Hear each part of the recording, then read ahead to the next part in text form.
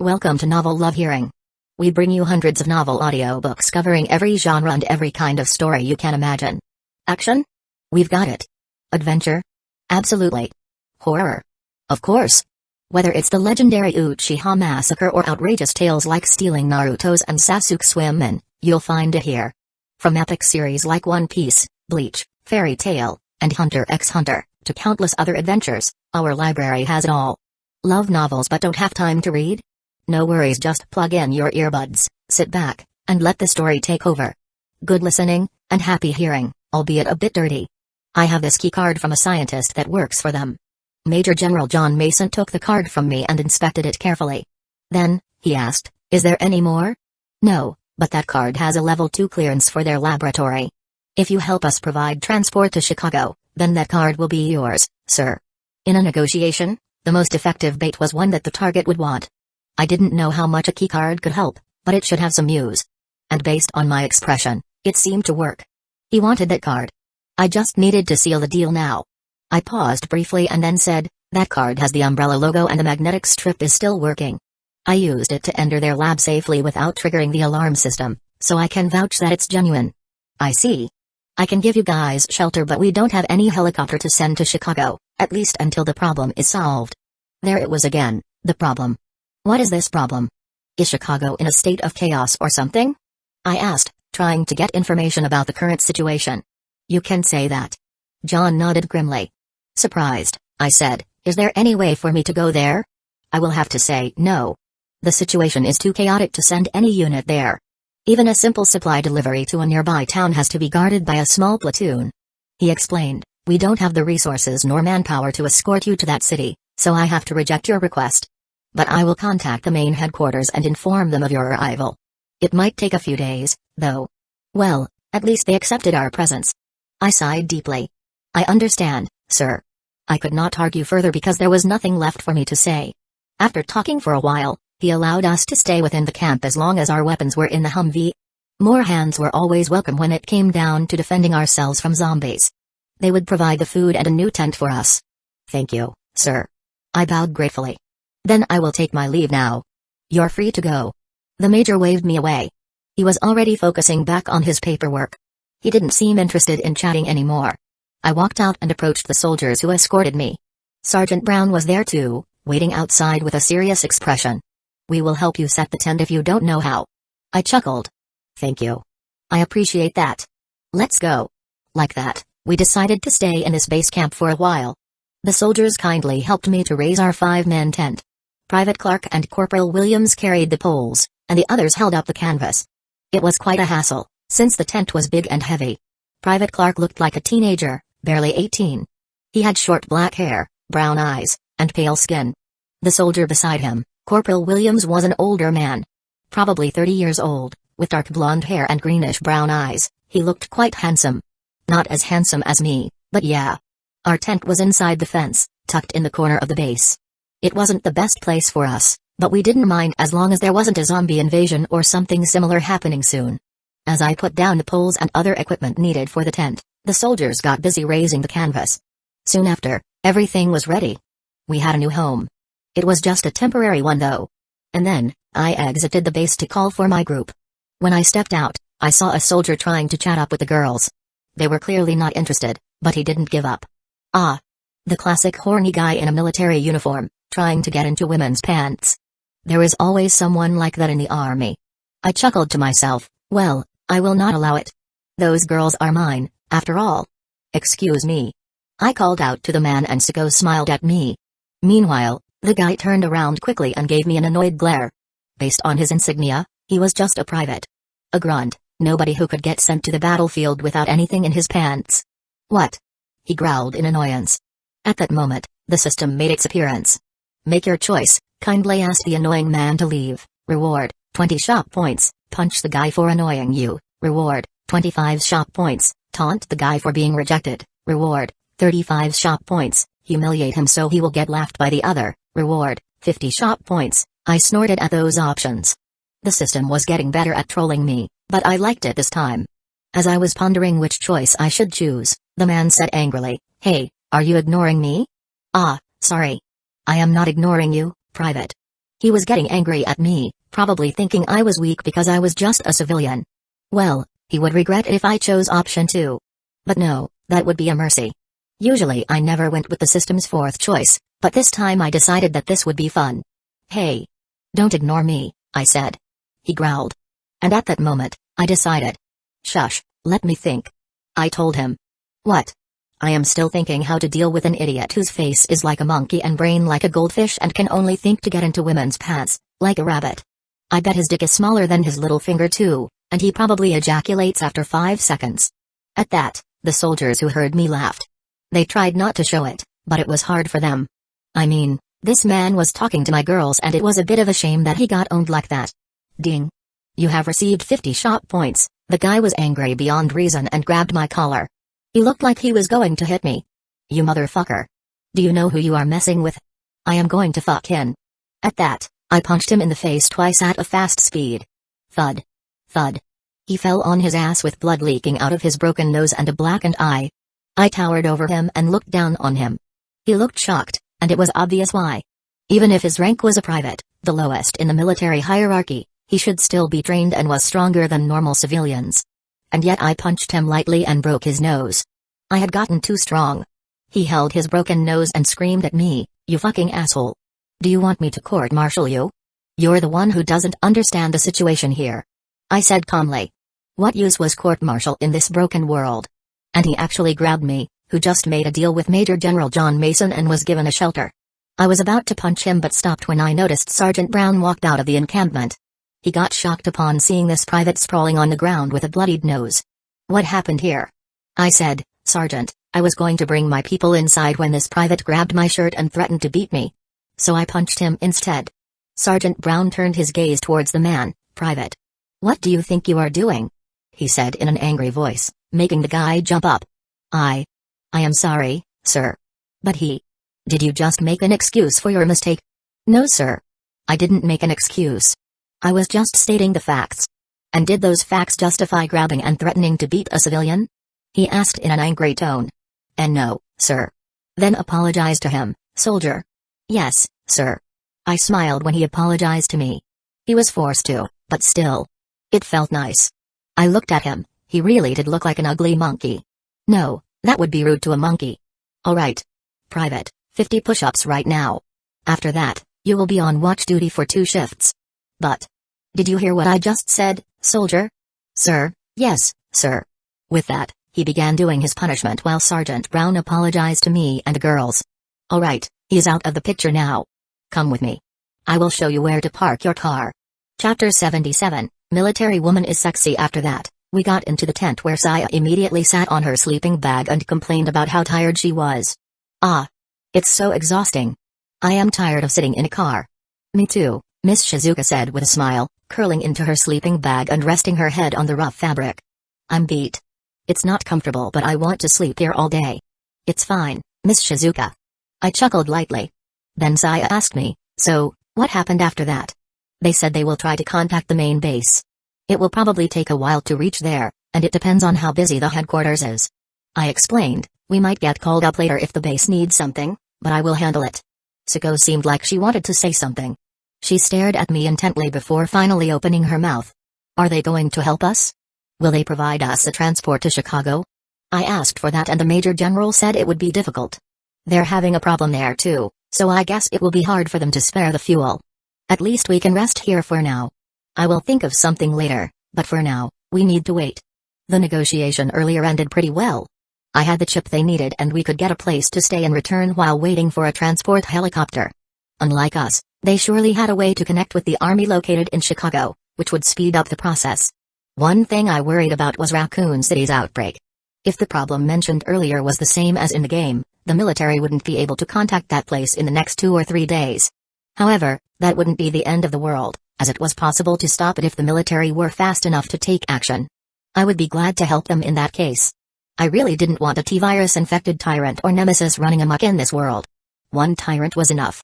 By chance, if I were to find any nemesis, I would definitely buy an RPG without thinking twice. I checked the shop in my spare time and found it. Shop points, 3,280p. Welcome to shop, RPG 7, 500 shot points for a weapon that could blast a tank to pieces and was used by the Russian army. The cost wasn't so expensive. I could get it from the military, yes.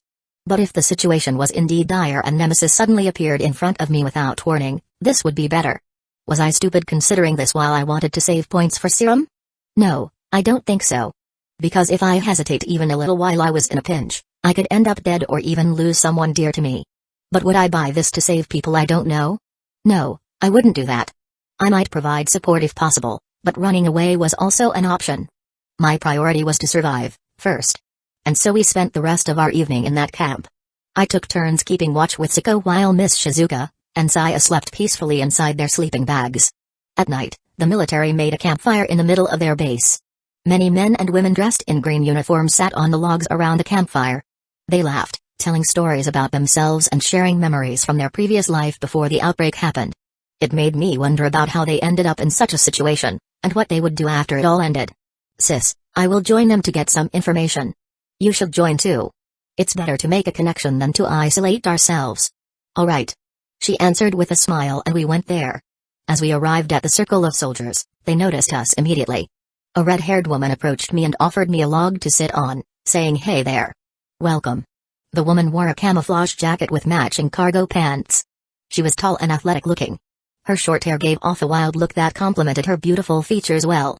The name tag on her breast pocket said, Jones. Hello, thank you. I smiled and took the offered log to sit. She then pointed to the woman sitting across from me and introduced her. I guess an introduction is necessary. I am Tanya and this is Lucy, my partner in crime. Hey there. Lucy was a blonde in her late 20s.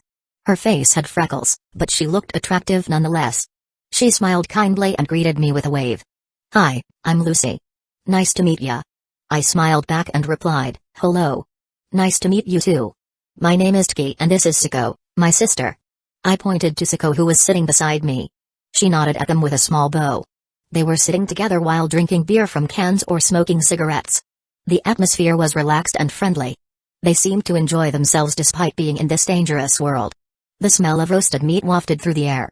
I looked around, and saw a pot full of soup with floating meat chunks. It smelled so delicious. Want some? We hunted a deer earlier today. There is nothing to do in the military camp. It's boring here and some of the guys went out hunting for some entertainment. Lucy explained. She then pointed at a soldier sitting beside Tanya. That's Mark, our cook. Hello there, brother. I heard you gave that bastard Harjan a nice jab in the face. Ha ha ha. That was hilarious. He's always bragging about being a badass, but in reality he's just an asshole. He laughed heartily. I shrugged my shoulders. He started it. That he did. He's a horny fucker that keeps flirting with any girl that isn't in a relationship. He said, he even tried to hit on my girlfriend. Mark, the guy in his 30s who had been talking non-stop since he was introduced, pausing only when he drank beer. So, do you have any story to tell? I heard you were Japanese and you contacted us with satellite communication. Is that true? Yes. We came to Alaska because we found an umbrella secret lab in Japan. The place is crawling with zombies and the virus spreads from there. We decided to go to America to ask for a safe place to stay. Wow. Lucy said, looking impressed by my words. That must be tough. It's been almost a month, take a few days because I don't remember, since the outbreak. So, what happened after that? We traveled by boat. Then, the first town we stopped by was in Russia, there. I began to tell the story of how I got here, including my experience in the underground lab. Of course I skipped the sex scene and other things that might cause trouble, like killing that scientist in the underground lab. Wow. You guys really went through hell. And you met the tyrant? I heard they were bioweapon, never encountered it myself, but the base warned us about them. Tanya asked incredulously, her eyes widening in surprise and awe. Yeah, I almost got my face ripped off. My sister killed it by driving her sword into his heart. I exaggerated a little bit to make it sound cooler than it actually was. It's not that, brother. We killed it together. Siko interjected politely, smiling shyly. Then she turned to the three sitting in the same log as us. Do you have any interesting stories too? Oh. Yeah, lots of them. Mark exclaimed enthusiastically. Let me tell you a few. Mark proceeded to tell us some stories about his adventures as a soldier during wartime. He even showed me pictures from his phone where he posed next to dead terrorists. It was a gruesome sight. The corpses looked mangled beyond recognition, but Mark just laughed at them and boasted proudly that they got what they deserved. Tanya and Lucy seemed to be bored and drank from their beer. Sometimes, they teased me a little. Meanwhile, Siko and I listened to Mark with a smile plastered on our faces. We didn't really know what to do in this situation. Night soon turned late and it was time to return to bed. Siko retreated ahead of me while I stayed to talk more about the military stuff. I was also tired and was about to go back when the redhead Tanya suddenly grabbed my hand and whispered at me. "Boy, do you need to have more fun after this? Being surrounded by beauties yet can't touch them because your sister is there is hard, no? I can help you with releasing it a bit." With a sensual hand movement, she traced her finger across my palm slowly. Her seductive gaze seemed to try to hypnotize me, and her chest pushed out towards my body as if inviting me to grab it. It felt weirdly erotic for some reason. Her offer made my mind go wild. Should I? I could, I mean. Siko and the others were sleeping. We would probably just go for 1 or 2 rounds and it wouldn't last more than 30 minutes, maybe. Having been misunderstood like this was rare. She thought I never had action and was a virgin boy trying to be cool, didn't she? Oh well, I didn't have to correct her. Instead, I looked her in the eye with a smile and let her pull me to the shadow of the tent where darkness enveloped our surroundings, hiding us from the view of anyone passing by.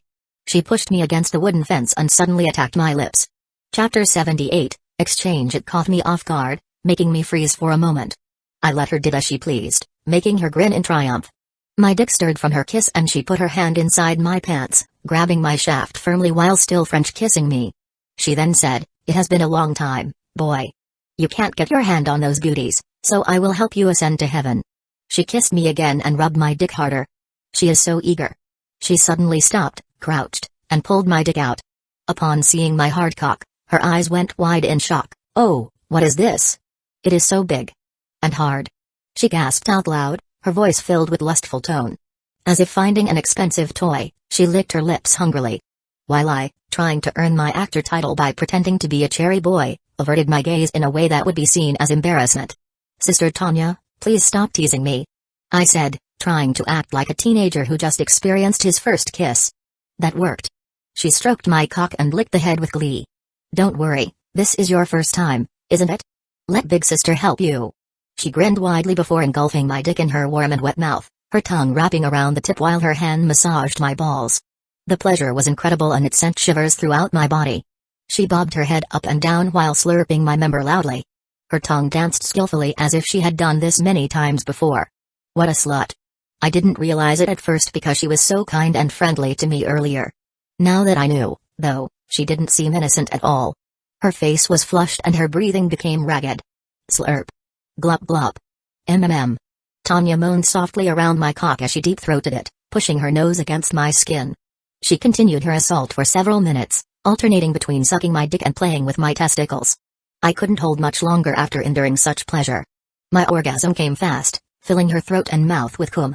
Surprised by the sudden burst, she tried to swallow it quickly, but some of my semen spilled from the corner of her mouth. The amount was bigger than she had expected, causing her to gag slightly. Still, she managed to swallow most of it down with a loud gulp.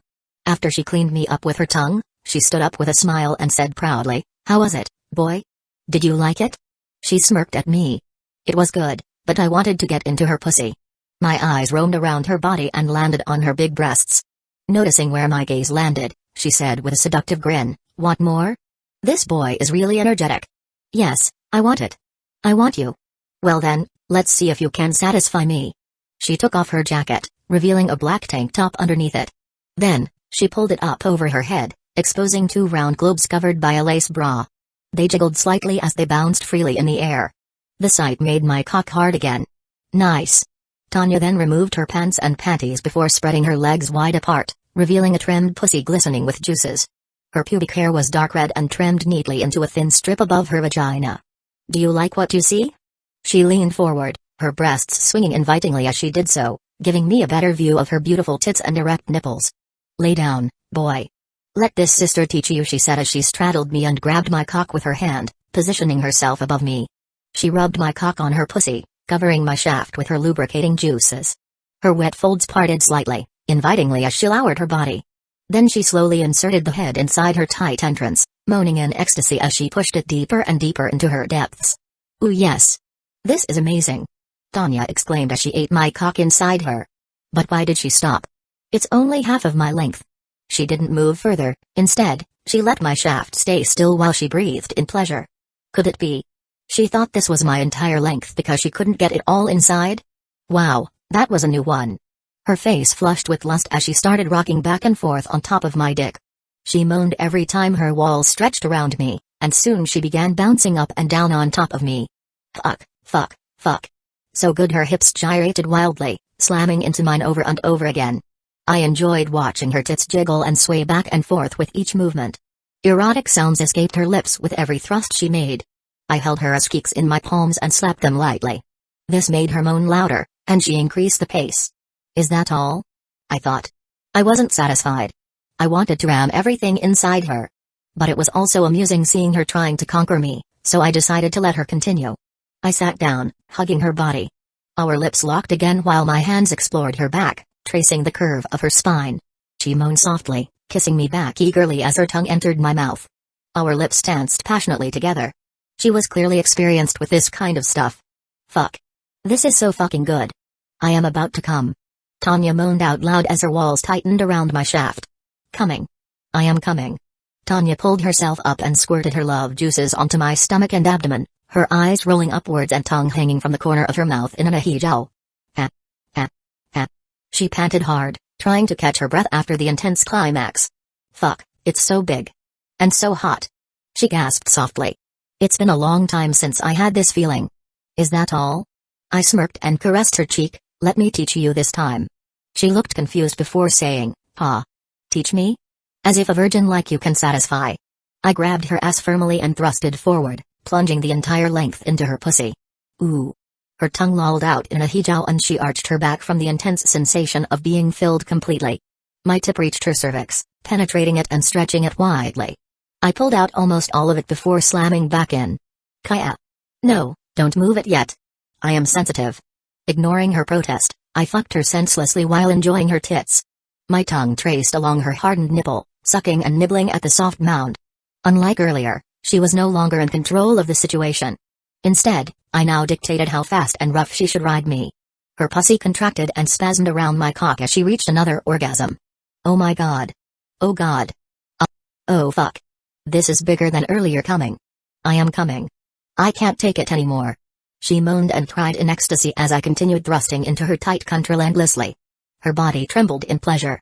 I didn't let up even when she came twice. Instead, I continued pounding away inside her. Wait. Not there. I will go crazy if you hit there. She moaned loudly as she clung tightly to me. She kept coming and coming as I kept fucking her, and I didn't stop until my balls clenched and sent my thick white fluids deep within her womb. We came at the same time. Oh. Her tongue hung limply out of her mouth in an ahijau on her face. Clamping her walls tightly, her pussy squeezed every last drop out of me. Her legs were spread wide open with my cock still inside her. The sight was lewd and sexy. Tanya's face was flushed and her chest heaved up and down with each breath she took. I never had someone so big before. She looked at my eyes and smiled tiredly. I thought I was the one teaching you, but I ended up getting trained instead. Her voice sounded tired yet satisfied. That was great. You can do whatever you want as long as you satisfy me, I said in a sultry voice, whispering each word to her ears. Her lips curved into a smirk. She moved down to my crotch area and pulled out my cock, giving a clean-up lick I deserved. Naturally, my hand held her head in place and forced her down my entire length. Her gagging noise made me grin. After a few more minutes of playing around, I finally released my third orgasm and shot my loads directly into her mouth, making her cough as some of my cum escaped from her lips. I then pulled out my cock from her throat, leaving her gasping for air. Do you still want more, big sis Tanya? I asked playfully, knowing she wouldn't be able to handle any further stimulation. She was on all four, looking up to me, panting heavily with cum and drool running down her chin and neck. More, I want more, she replied breathily. What? She still wants to continue? This woman was a real nymphomaniac. I just came 3 times and still had stamina left. Well, if that's the case, then be a good woman and find something for me, will you? Or we can stop this secret rendezvous if you don't want to continue. I smiled. What do you need? It's simple. I just want to know whether Major General is trying to contact the main base for our transportation or not. You know, I am a bit paranoid sometimes. Fine, that's easy. But for a virgin, you were really like a beast. She answered weakly. Her legs trembled as she tried standing up, but collapsed back down again after a few moments. Is she that weak? I chuckled in amusement. She's probably too exhausted from riding my dick like a crazy cowgirl. After a short while, I helped her get dressed properly and put on her clothes. She also cleaned her face with her handkerchief. Where's your tent? I asked, helping her up. Right there. She pointed at the tent across from us. Please take care of my friends too. Friends? I tilted my head at the word. And at that moment, I noticed that there was movement inside the tent, particularly from the shadows of the tent wall. Oh. Lucy. That's why she's her partner in crime. A moment later, the entrance opened, and Lucy, who wore nothing but panties, showed her face with a shy smile. Hey there. Did you have a great time with her? As if she had expected this, she said with a slight blush. Then, she noticed Tanya that I held by my hand. Did you really enjoy that? I never see you so tired. That guy must be a monster. Tanya smirked at her words and said, he's not a monster. He's a god of sex. If you have time, you should taste him too, Lucy. He's really amazing in bed. Really? Lucy's gaze turned towards me. I grinned, feeling proud. If you want it, I will give it to you anytime. It will be a bit cramped here, but I don't mind. Come on. And so, we entered the tent together, unaware that someone was watching us from the darkness. Chapter 79, No Pervert is Allowed. Where is G? It's so late now. Did something happen to him? Saya asked Siko, who sat silently in her sleeping bag, waiting for the right moment. The tent was dim, illuminated by a single lantern, and the silence was heavy around them. Siko knew exactly what to say, she just had to wait for her moment to speak. Collecting information from the soldiers.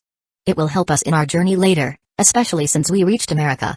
He might not return soon, though. Siko replied. Ah, so he fucked them? Saya clicked her tongue, knowing full well what he was doing. That damn leech. Don't be too angry, Saya. He is a boy after all. Miss Shizuka giggled from the corner where she laid. And you look excited to me. Saya harumphed. As if. Come on, Saya. We all know your preference. Even now, I can see your hands moving inside the sleeping bag. You must have imagined him with another woman. Siko teased her and her cheeks flushed. I'm not. Saya said, trying to hide her embarrassment. Then, she looked away and covered her face.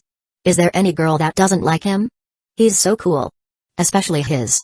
Miss Shizuka smiled widely, moving her hand up and down. Dick. It even reached my deepest part and it was so thick. He is a beast, better than any dildo. She licked her lips. The image of him pounding her came to her mind. Even you, teacher. Saya whimpered, surprised by the revelation. The pinkette buried her face on the sleeping bag, embarrassed. Miss Shizuka just giggled at the cute sight. She loved teasing her students and seeing their reaction was always fun. Not to mention, they had shared the same bond already. All of them had tasted that big, juicy cock, and the pleasure it gave was unforgettable. Especially to her, as a lonely woman who had never experienced a good dicking, only dildos, she couldn't forget it. He really can go all night long. And it is so much fun, Miss Shizuka added. Maybe I should join them. Saya blushed hard and looked at the older woman who had her face in her hands. Siko then joined the teasing. Miss Shizuka, if you do that then he won't return until morning. When will he gather information if you do that to him? Let's let him have his fun tonight. We can play with him tomorrow. She giggled as she said this. Yeah, I guess. Miss Shizuka sighed in defeat and rolled on her sleeping bag. She looked up to the roof of their tent and let out a long sigh, thinking about how good it would be to have Gi inside her right now. The feeling of being penetrated by his massive member, and how amazing it felt when he fucked her hard. She wanted it so bad. At that moment, heavy footsteps approached their tent. Saya, who was on the edge since earlier, jolted up because she thought Gi had returned. Miss Shizuka was the same. She secretly unbuttoned her clothes under the sleeping bag, ready to pounce and fuck him when the tent's entrance suddenly opened, but... I am sorry, ladies. May I enter? The man outside the tent said, interrupting their conversation. His voice was gruff and heavy. The silhouette from the closed tent was that of a well-built soldier. He wasn't big like the tyrant, but he looked very intimidating nonetheless. The girls immediately realized it wasn't Gi. Saya slumped in disappointment and Miss Shizuka buttoned up her clothes before slipping out of the sleeping bag. Both of them looked at Siko, who nodded at them before grabbing her sword. Her brother had warned her to stay alert at all times and she took it seriously. She would kill anyone that tried to hurt them without any exception. Of course she also knew how to hold back, especially since they were in the middle of military encampment. It was unlikely for them to attack them, but who knew what they could do? Standing up, she hid the sword in her back and opened the tent. A man dressed in a tactical green shirt stood in front of the tent. His nose was bandaged, his lips were red and bruised. He had brown hair and a stern face, his eyes narrowed into slits. He looked angry. He's that man that brother hit earlier. Siko thought. Private Harjun? Siko called out, remembering his name from earlier. Yeah, I'm Private Harjun. I came here for my duty. The Major General asked for me to give you a tour around this camp, the soldier answered with a smirk. His gaze was strange, and she felt a bit uncomfortable being near him. She couldn't help but think there was something wrong with him. It is already dark. My friends are already tired, so we are going to rest for now. You can come back in the morning. Miss Shizuka smiled at him politely. Sorry, miss, but I have to do as I was told by my superiors. I have to make sure you don't do anything funny here. You know, I am going to teach you everything you need to know, like the rules and regulations of our base camp. He paused for a moment. So, please, come with me. He finished with a fake smile. No, thank you. In her life, Siko had experience dealing with many people and their problems. She was used to being treated rudely or even sexually harassed by gays, especially in the male-dominated world of kendo. Though the latter never ended in a good way. The other party who tried to do it always ended up in a hospital. This man in front of her, however, had a sinister aura and she knew it was dangerous to let them stay close. Her gut feeling was rarely wrong. And she would trust her gut, just like what Gi told her to. Without waiting for an answer, she tried to close the tent. However, the man's hand shot out, trying to grab her. This was an act of violence. Siko was ready to strike his head with the katana's sheath but a foot stopped the man's movement. Private Harjun looked behind and his expression paled. Sergeant Brown was there, standing behind him. He was frowning and he didn't seem happy.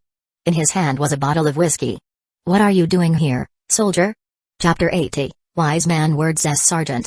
The man stood at attention and saluted. I am following Major General's order, sir. I was asked to guide the newcomers around the camp, sir. Sergeant Brown narrowed his eyes. I don't remember him telling you to do anything. He crossed his arms over his chest, glaring at Private Harjun, who was still frozen in place. Visiting a guest camp at night and forcing yourself to be let in. This is sexual harassment, soldier. You know the punishment, right? 10 days of solitary confinement in jail. Please wait, Sergeant. I didn't. Save your excuses, soldier. He cut him off, raising his hand dismissively. Now go before I decide to make it longer. Private Harjun clenched his teeth and turned around, stomping his way back to the barracks. He looked entirely displeased and angry. Siko watched the retreating figure and sighed in relief.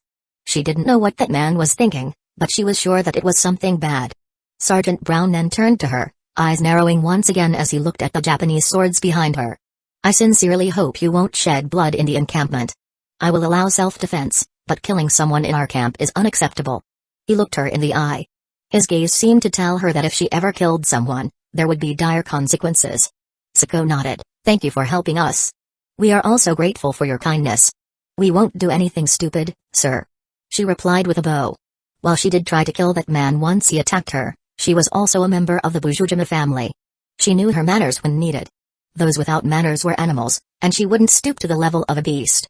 Especially when she was the sister of a man with such dignity and power, she wouldn't let her family name be tainted because she did something stupid. The man stared at her for a moment before smiling. You're welcome. If Private Harjun made any trouble again, please do tell me. I will make sure he won't be able to touch or even see your group while you stay here. With a small nod and a friendly wave, Sergeant Brown bid his farewell and went on his way. He didn't forget to tell her that he was there for her whenever she needed anything, and also told them that he was sorry for what had happened. After the man disappeared behind the tent, Miss Shizuka sighed loudly. That was scary. What is that man doing here in the middle of the night? Ha!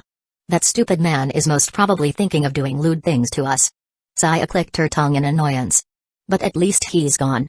How disgusting. Siko nodded and said, yes. Let's rest, everyone. She looked at her watch. The needles showed 10 p.m. on it. They were still a bit tired after all the traveling and needed rest badly. Siko sat back down on her sleeping bag and put the sword next to her. If anything happened, she would cut anyone in the way into pieces. No killing was allowed, but Sergeant Brown never said anything about stopping that man from having descendants, no. I hope brother will return soon.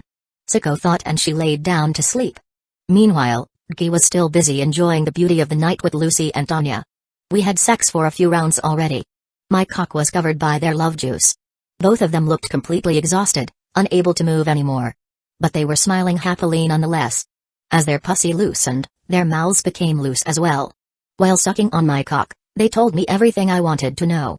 They didn't have any problem talking about their superior, the Major General, and the major problem in Chicago. Like the wise man said, to open a woman's mouth, you must pry open their pussy first. Truly wise words. And this wisdom is working well in his hands. So, you're telling me the Major General is going to send an investigation team to Chicago because there was an abnormal activity in there? And you haven't been contacted with the main base? I asked Lucy. She moaned softly as my cock penetrated her throat. She answered with her eyes closed. Her tongue swirled around the tip of my member as if licking an ice cream. Her head bobbed back and forth, taking in as much of my length as possible. She sucked me off eagerly. Her face was red with passion and arousal, and droplets of sweat ran down her neck and onto her chest. Her body quivered with every movement of her head. Just like the unconscious Tanya laying on the side, her body was covered in my semen. She looked extremely sexy with her wet, disheveled blonde hair sticking to her forehead. Good job. I patted Lucy's head, making her moan in delight. It seemed she loved the praise. I love your cock so much. She panted as her lips left my shaft. Lucy was a woman with a very simple mind, a nymphomaniac that just needed sex, and sex was what I provided to her. That was so great. She continued to moan, her voice sounding very pleased. She was so lost in lust and pleasure that she didn't seem to notice how long we had been going at this. I then turned my attention towards the sleeping redhead lying on the bed beside me. Tanya's legs were wide apart and cum was dripping from her gaping hole. Her naked body was exposed fully to me, showing her beautiful curves and abs. The sight was arousing to say the least, and my cock twitched in excitement. She had been knocked out after taking too much pleasure from me, and now, she rested peacefully in her sleeping bag. Her body twitched and trembled slightly when I rubbed my dick across her slit. Fucking someone sleeping never failed to excite me. Her tightness and warmth were always a delight, though. My dick slowly entered her warm hole, pushing its way deep into her core. Her insides were tight, yet they felt very welcoming.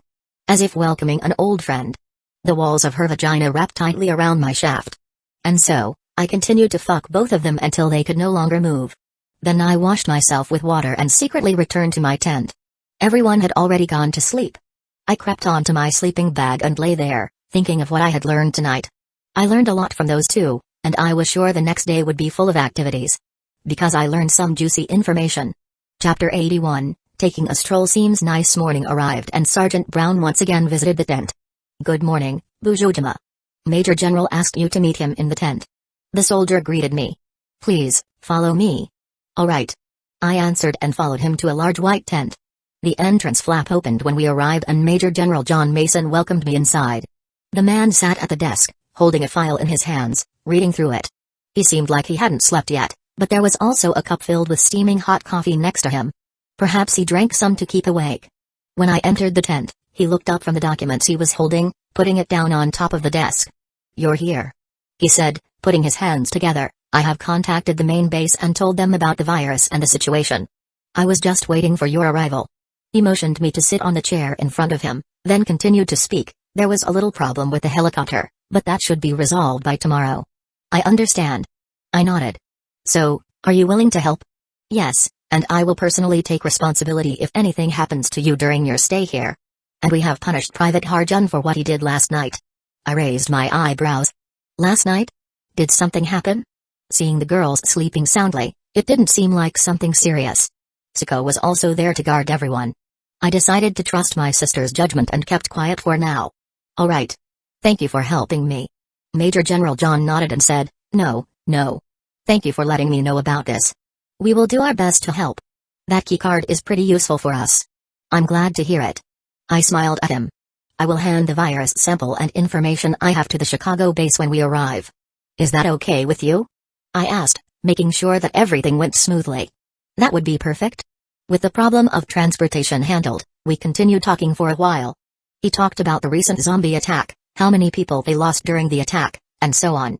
The situation wasn't as bad as it could have been. They managed to contain most of them in time, but still suffered losses. Surprisingly, the outbreak in the US was a day later than in other parts of the world. Busujima, he suddenly called out, looking at me intently, you're a smart kid. I don't want to offend you by asking this question, but I have to. He took a deep breath and exhaled it out. Can I ask how you get all that information about the outbreak? About Umbrella, the key card, the virus, the secret lab, the bioweapon. Hearing that, I only smiled and said, I will explain it in detail to the people in Chicago. But most zombies are dead if you destroy their brain. Or the others have weaknesses that stand out. That's all I can say for now, sir. You will receive a report on the virus sample once the Chicago base is done researching it, no? Yes, of course. I just want to ask if there is something you know about this disaster. He shook his head and looked up at the roof, as if thinking deeply about something, then looked at me again. Never mind, forget what I just said. Telling him everything here would just throw away my chance to get to Chicago. It wouldn't be wise at all. What if he suddenly cancelled the transportation and pointed guns at us? We could fight and escape, but that would waste our time. So I decided not to say anything for now. Okay, I understand. I said calmly. Is there anything else I need to know before leaving? I asked politely. Major General shook his head. No, not really. Just be careful while you're in the field. He stood up from his seat. There are a lot of zombies out there. Of course there were. But I felt like he wanted to warn me to be careful of something else, something that he didn't want to mention openly. What a cryptic guy. I thought and replied to him, thank you. I appreciate your concern. And with that, our conversation ended. The meeting with Major General was short, but it gave me some useful information. I was now more aware of what we were facing. Not to mention, the girls last night had told me everything about what happened to this base, which made it easier for me to get a better understanding of how bad things were here. They even told me that the Major General was a good man, so there was nothing to worry about him. Though he seemed like the type of person that would sacrifice himself and others to get what he wanted. A real soldier. I left the tent and returned to where my friends were waiting for me. On my way, I accidentally bumped onto Tanya and Lucy. Ah, morning. Looking good in the morning, Gee. What were you doing? They both wore a big, friendly smile when they saw me. I noticed how they kept their eyes glued on my body while trying to hide their embarrassment. Oh, good morning to you too. I replied, giving them a small bow. You are both early, aren't you? How are you feeling today? Yesterday's activity must have made your body sore, no? Lucy blushed a deep shade of red and averted her gaze from mine, while Tanya grinned widely and circled her arm around my neck. Don't underestimate an active soldier, you brat. Take this for pretending to be a freaking virgin. Ouch, don't pull me too hard. I am delicate. I played along. The truth was I didn't even feel the pain. Her grip wasn't strong enough to hurt me, but I didn't want to make her feel bad by letting her know about that. After playing for a while, she released me from her choking and chuckled. I decided to shift the topic because I noticed their gear. By the way, why are you fully geared? Morning patrol, of course. We always search for more survivors. Tanya explained, we are searching around the town in the north today. Then, be careful. I will see you around, Tanya and Lucy. I waved goodbye to them. Oh yeah, Tanya, don't forget our little deal from last night. She smirked. Yeah, don't worry, I got this. After parting ways, I returned to the tent. The first person to greet me was Saya. She crossed her arms and pouted at me. What? I asked, confused by her reaction. Humphrey. I don't know. You should figure it out yourself. She said, her face flushed and she stomped out of the tent. What's her problem? I wondered as I walked inside. Perhaps she saw my exchange with Tanya and Lucy? I was still confused, but it wasn't a big deal. She would tell me sooner or later anyway. This little tsundere had always been like this. Welcome back, brother. Siko greeted me with a smile. I am back. And I bring some good news. I said with a smirk, they will take us to Chicago in a few days. Our transportation is on the way. Hearing that, everyone was excited. Saya ran back in and joined us, sitting next to Miss Shizuka who had a wide smile on her face. That's great. Miss Shizuka clapped her hands and exclaimed, Foo-fa-foo, I wonder if Rika will escort us personally. It's been so long since I last saw her. Miss Rika, huh? Siko mused and smiled. I want to meet her too. I am curious what kind of woman she is. Who is Rika? Saya questioned.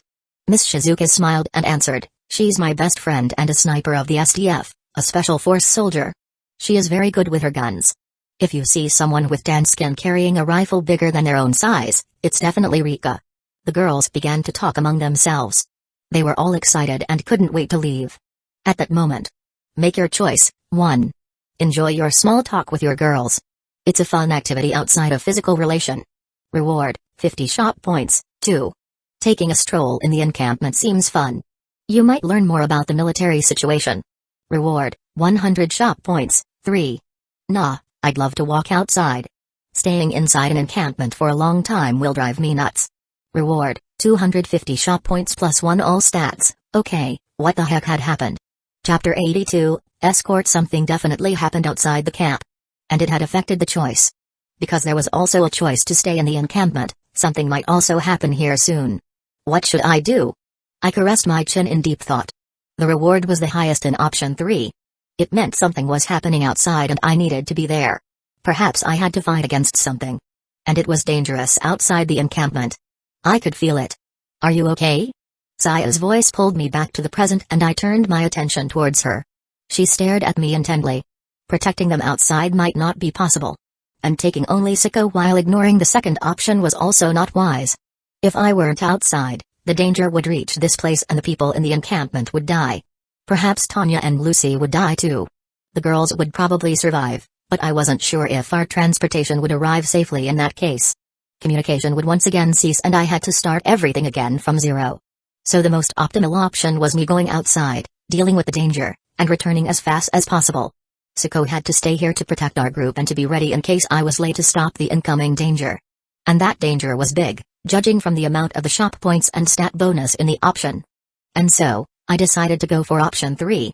I will take a walk for a while. Staying in this encampment makes me go crazy. I put on my combat gear, checking the condition of my equipment. My boots, pants, vest, and sword were all fine, and my backpack had all my necessities inside it. 5 magazines inserted into my vest, fully loaded. And my M1A1 rifle was in a perfect condition. The revolver I took from the Russian sat idly in the thigh holster.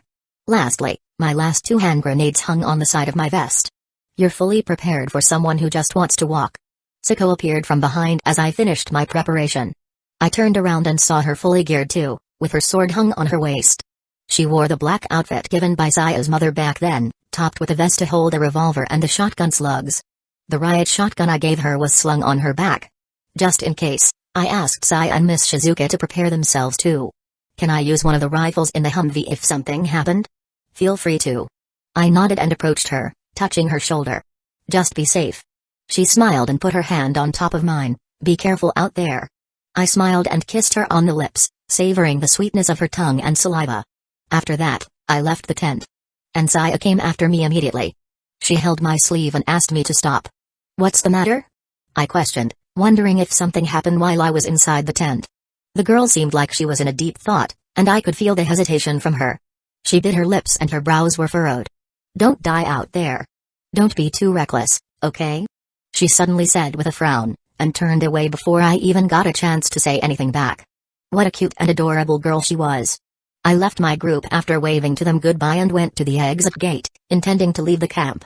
Along the way, I noticed a lot of activity among soldiers. They seemed to be restless about something, most probably about the secret they hadn't told our group.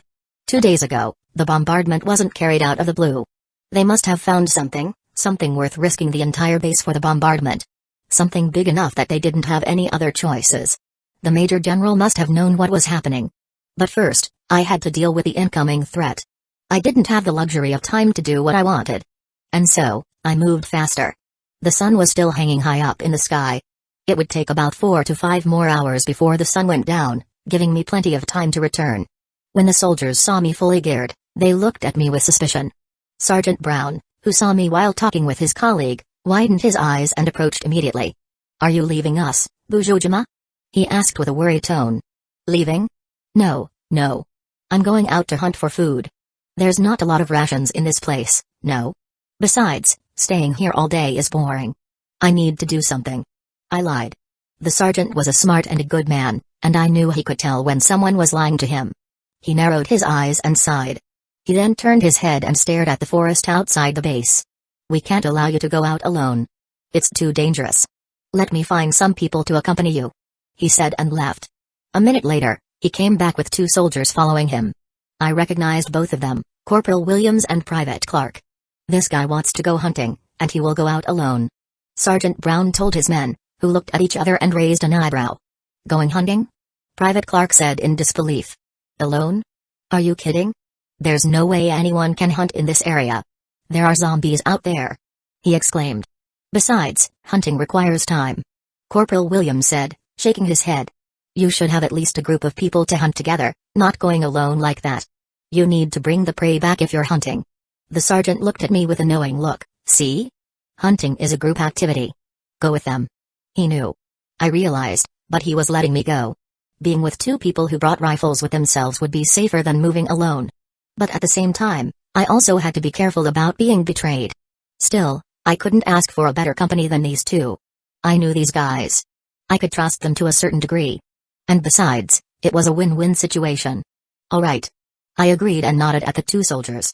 Chapter 83, Extermination. Private Clark sighed and Corporal Williams shrugged, but both followed behind me as we made our way towards the gate. We passed by several barricades before finally reaching the gate. After exchanging some words with the soldiers on duty there, they opened up for us to leave. Once we stepped out, the soldiers closed the gate again immediately. Now, where do we go? Private Clark asked. I don't know. Can you show me the way?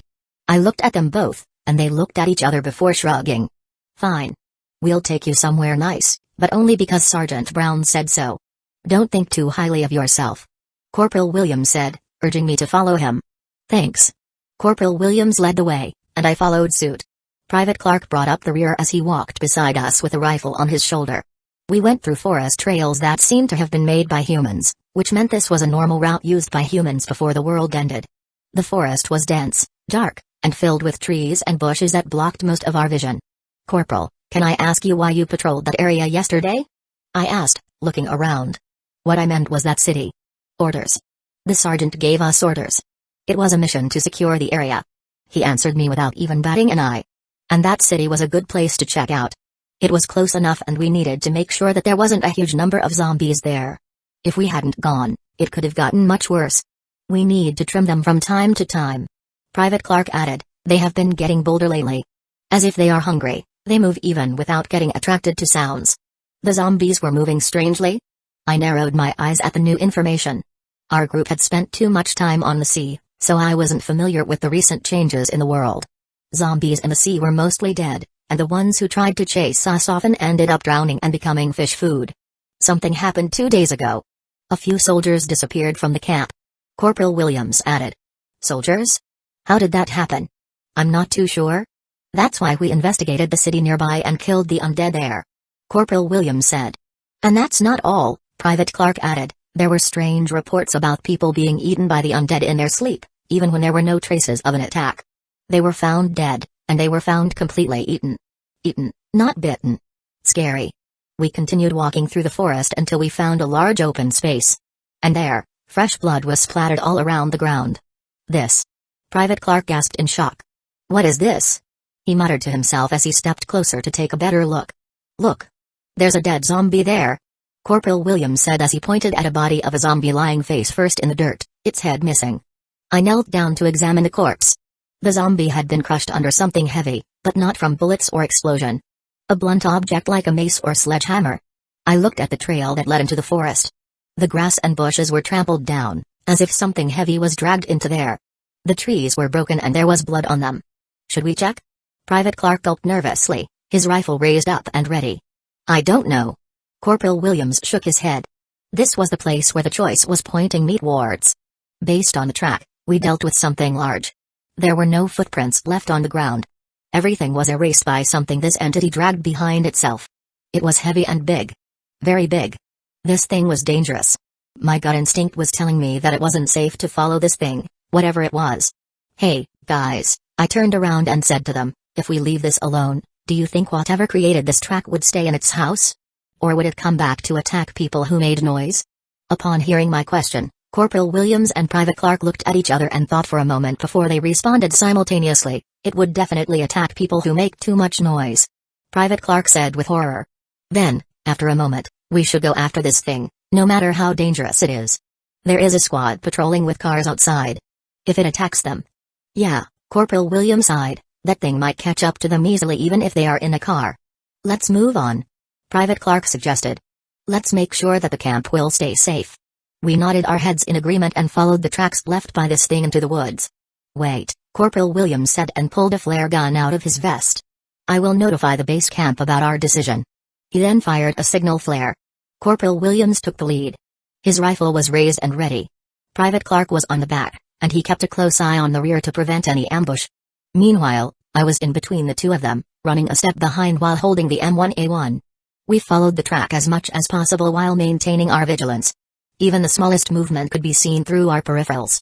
Indeed, we had already fired the signal fire, but there was a chance the patrol stopped inside a building and didn't see it. The communication somehow stopped no matter how many times Corporal Williams tried. Ding. You have received 250 shop points plus 1 all stats. As we exited the forest and reached the city, my system rewarded me with a sound of notification. Which meant the previous choice had stopped here, and there might be another one soon. Make your choice. 1. Uh-oh, not good. Your stomach suddenly hurts and you feel something coming out of your butt. You need to return to encampment as soon as possible. Reward, 100 shop points. 2. You're a big guy. Nothing scares you, soldier. Keep moving. Reward, 150 shop points plus 1 endurance. 3. One of the buildings in front of it seems to be good for a resting place. Look, that warehouse looks comfortable. Why don't you stop by and recover your stamina? Reward, 500 shop points plus 1 strength. What the heck? So this time the enemy hid in the warehouse. Chapter 84, Trees. So this time the enemy hid in the warehouse. Look, the trail. Private Clark pointed at the blood trail on the asphalt. It looked pretty fresh, but it had dried under the scorching sunlight. It went into that warehouse. I pointed at the trail with the barrel of my rifle. It stopped at the front door. The blood trail led to the entrance and disappeared. It was clear that the entity entered the building through the hole in the front. Alright, that didn't look comfortable at all, system. Why did it give such stupid choice anyway? That's definitely not a resting place. I guess we had no choice but to check it. Corporal Williams raised a fist up, telling us to stop, before slowly approaching the entrance of the building. He checked the inside and then turned around, signaling to us to follow his lead. We slowly advanced forward. Private Clark's breathing had gotten faster, and I could see that he was scared. His eyes darted left and right, scanning the area. Is it just me or the trees are growing strangely? Private Clark asked as he scanned the surroundings. The branches and leaves seemed to be moving on their own. I looked around and realized that he was correct. This warehouse was pretty strange. As if wilderness had been moved inside, trees grew from inside the building, their leaves sticking out through broken windows. There was a smell of grass and rotten flesh in the air. I heard rustling noises coming from behind me, causing me to turn around and check the source of it. But nothing was there except the trees. Damn it. Is it a tyrant? I wondered and prayed that it wasn't the monster. Trying to remember anything related to trees, I advanced slowly with Private Clark and Corporal Williams. Trees, zombie infection, and missing corpses. Everything pointed at the Plant 42 from Resident Evil 2, but there was no way it could grow this fast, right? Unless... No. I refused to believe it. Suddenly, a scream echoed through the warehouse, startling all of us. The voice of a young girl resounded from within. A girl? Why is a girl here? Private Clark exclaimed in shock. He was sweating and his eyes widened in surprise as he turned towards Corporal Williams. Let's check it. Williams said and led us to enter. I had a very bad feeling about it. And my suspicion only got worse as I stared at the tree. This wasn't normal. The trees were unnaturally big and embedded deeply into the concrete. If I had to compare them with anything else, then it would be a gigantic, mutant-like tree growing from the building. The place was filled with dead branches that reached up high like spikes. The walls had been broken down by roots, revealing a small space inside. Dangling from the top were corpses. A man, a woman, and what looked like a child. Damn it. Corporal Williams cursed as he looked around. His rifle pointed upwards at the bodies hanging above. I can't believe this. Is that? Private Clark asked, his eyes widening as well. I was speechless. The corpses had mutated pretty badly. The flesh was bloated and purple veins were pulsing on their skin. Some of them were torn open, showing off the organs inside. Their eyes were rolled up to the back of their heads. And there were many holes on their bodies, with roots coming out from it. Is this the result of the G-virus infection? I thought, trying to understand the situation. Without a doubt, it's Plant 42. Suddenly, I noticed a shadow move in one of the rooms on the second floor. Hey! Corporal Williams called out to the person inside. Are you okay? The figure disappeared into the shadows, and I didn't see anyone else. I quickly grabbed Williams before he could go further and warned him about what we were facing. No, don't chase it. And don't rescue the corpses either. I told the corporal, who frowned. Why? He asked. Those things aren't dead anymore, they are just pretending to be unmoving. I answered and pointed at the corpses.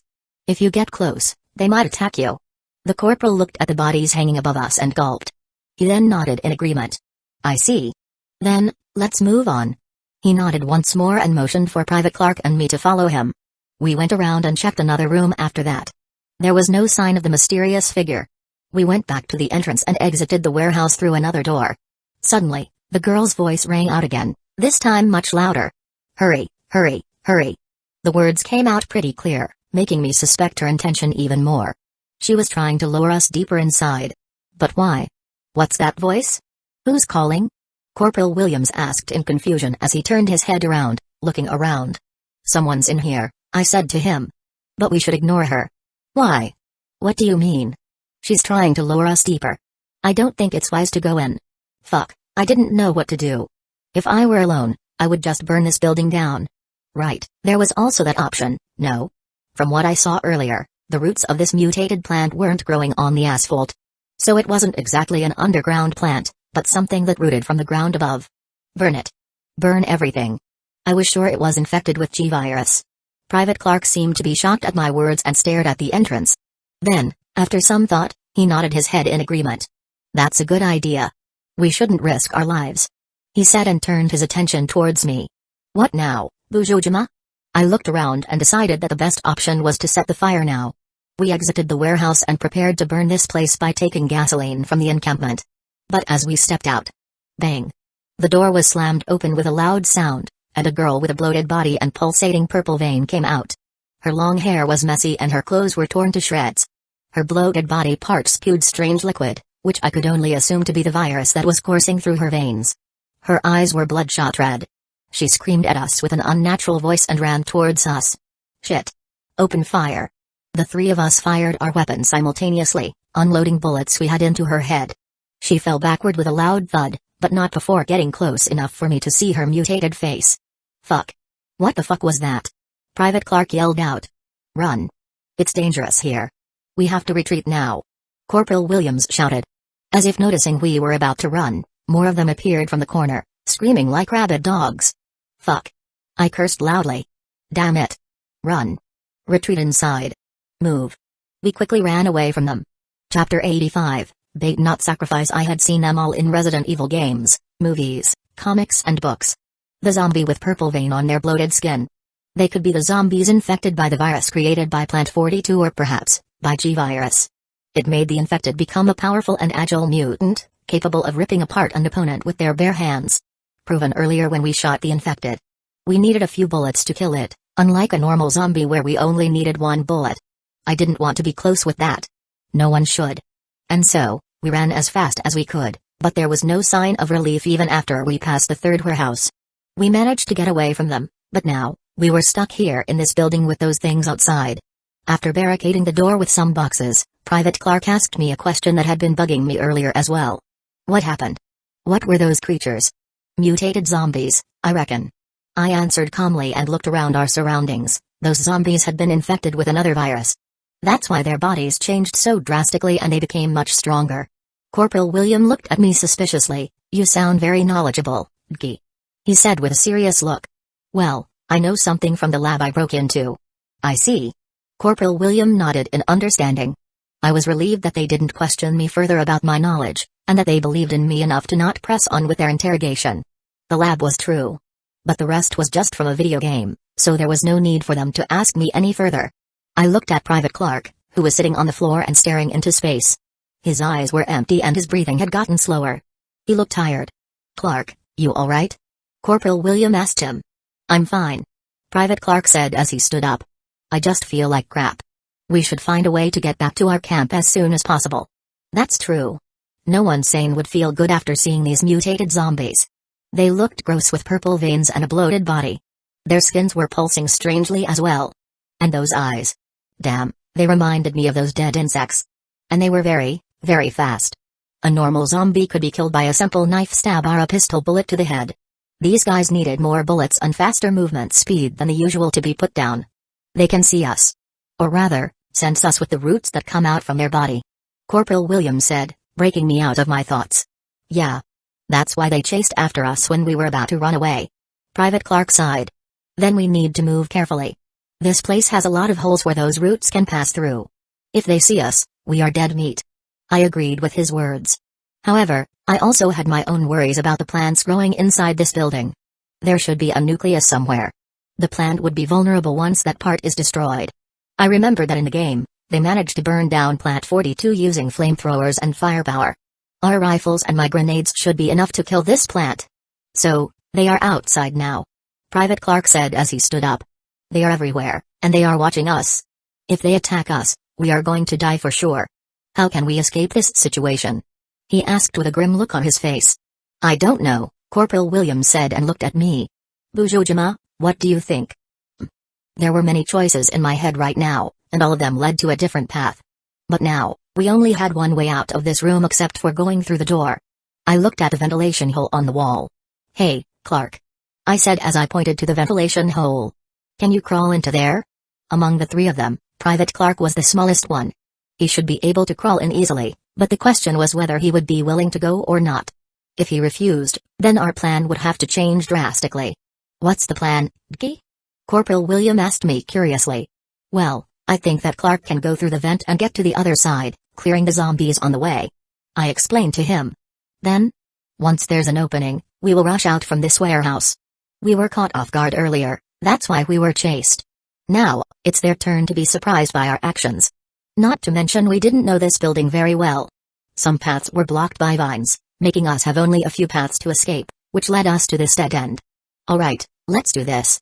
Private Clark nodded and approached the vent. Private Clark nodded his head. He then crouched down and began to crawl into the vent, pushing his body through it slowly. I heard some sounds from inside, but I didn't worry about them. The ventilation system should be big enough for him to fit inside and move around.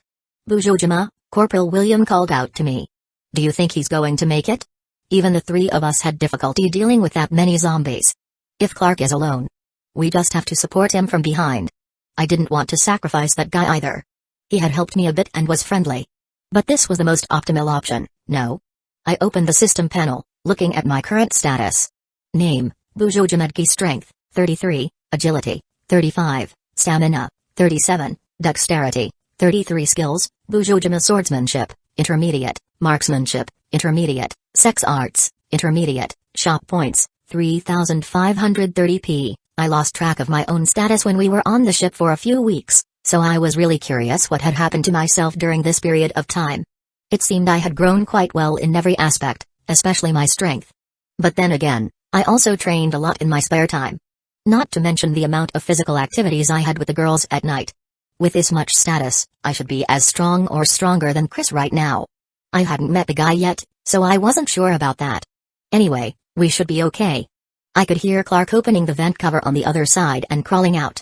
Then, footsteps followed afterwards as he ran down the hallway. The sound of gunfire came soon after that, followed by a scream of agony and a loud thud on the floor. He's fighting. Let's go. We quickly demolished the barricade we set and kicked the door open. Corporal Williams covered my back as I turned to the direction where Clark ran to. Clear. He yelled out from behind me. From my side, I could see Clark appearing from the corner of the hallway. He fired several shots and reloaded before running again. The corridor actually circled to return to this place, that's why he agreed to my plan earlier. Help me. I am out of ammo. Clark yelled to us. Let's move. Williams shouted as we moved forward, firing our weapons at the mutated tree zombies behind Clark. I ran as fast as I could and jumped over a few obstacles on my way, firing at anything that moved in my line of sight. There were many zombies behind us, but not as much as before. We managed to get away from the group of zombies by shooting at them relentlessly. I shot them with my rifle, and they fell to the ground. Close the door behind us. Done. And then, we entered a room where roots grew everywhere. Ground, walls, even the ceiling. From the piles of boxes inside, I guessed this was a storage room. There were plenty of foods and water, something pretty valuable in the middle of the apocalypse. Even Corporal Williams and Private Clark looked at them in surprise. These are. We need to tell the base about this. Food. Water. Indeed, even the military craved these supplies. The boxes filled the large warehouse and were stacked on top of each other like towers. However, there was a problem. In the middle of these piles was something strange. A large tree, with a pinkish color, as if it was a living organ. I could feel a bad aura coming from the plant. The pink nucleus at the center of its body was throbbing, like a beating heart.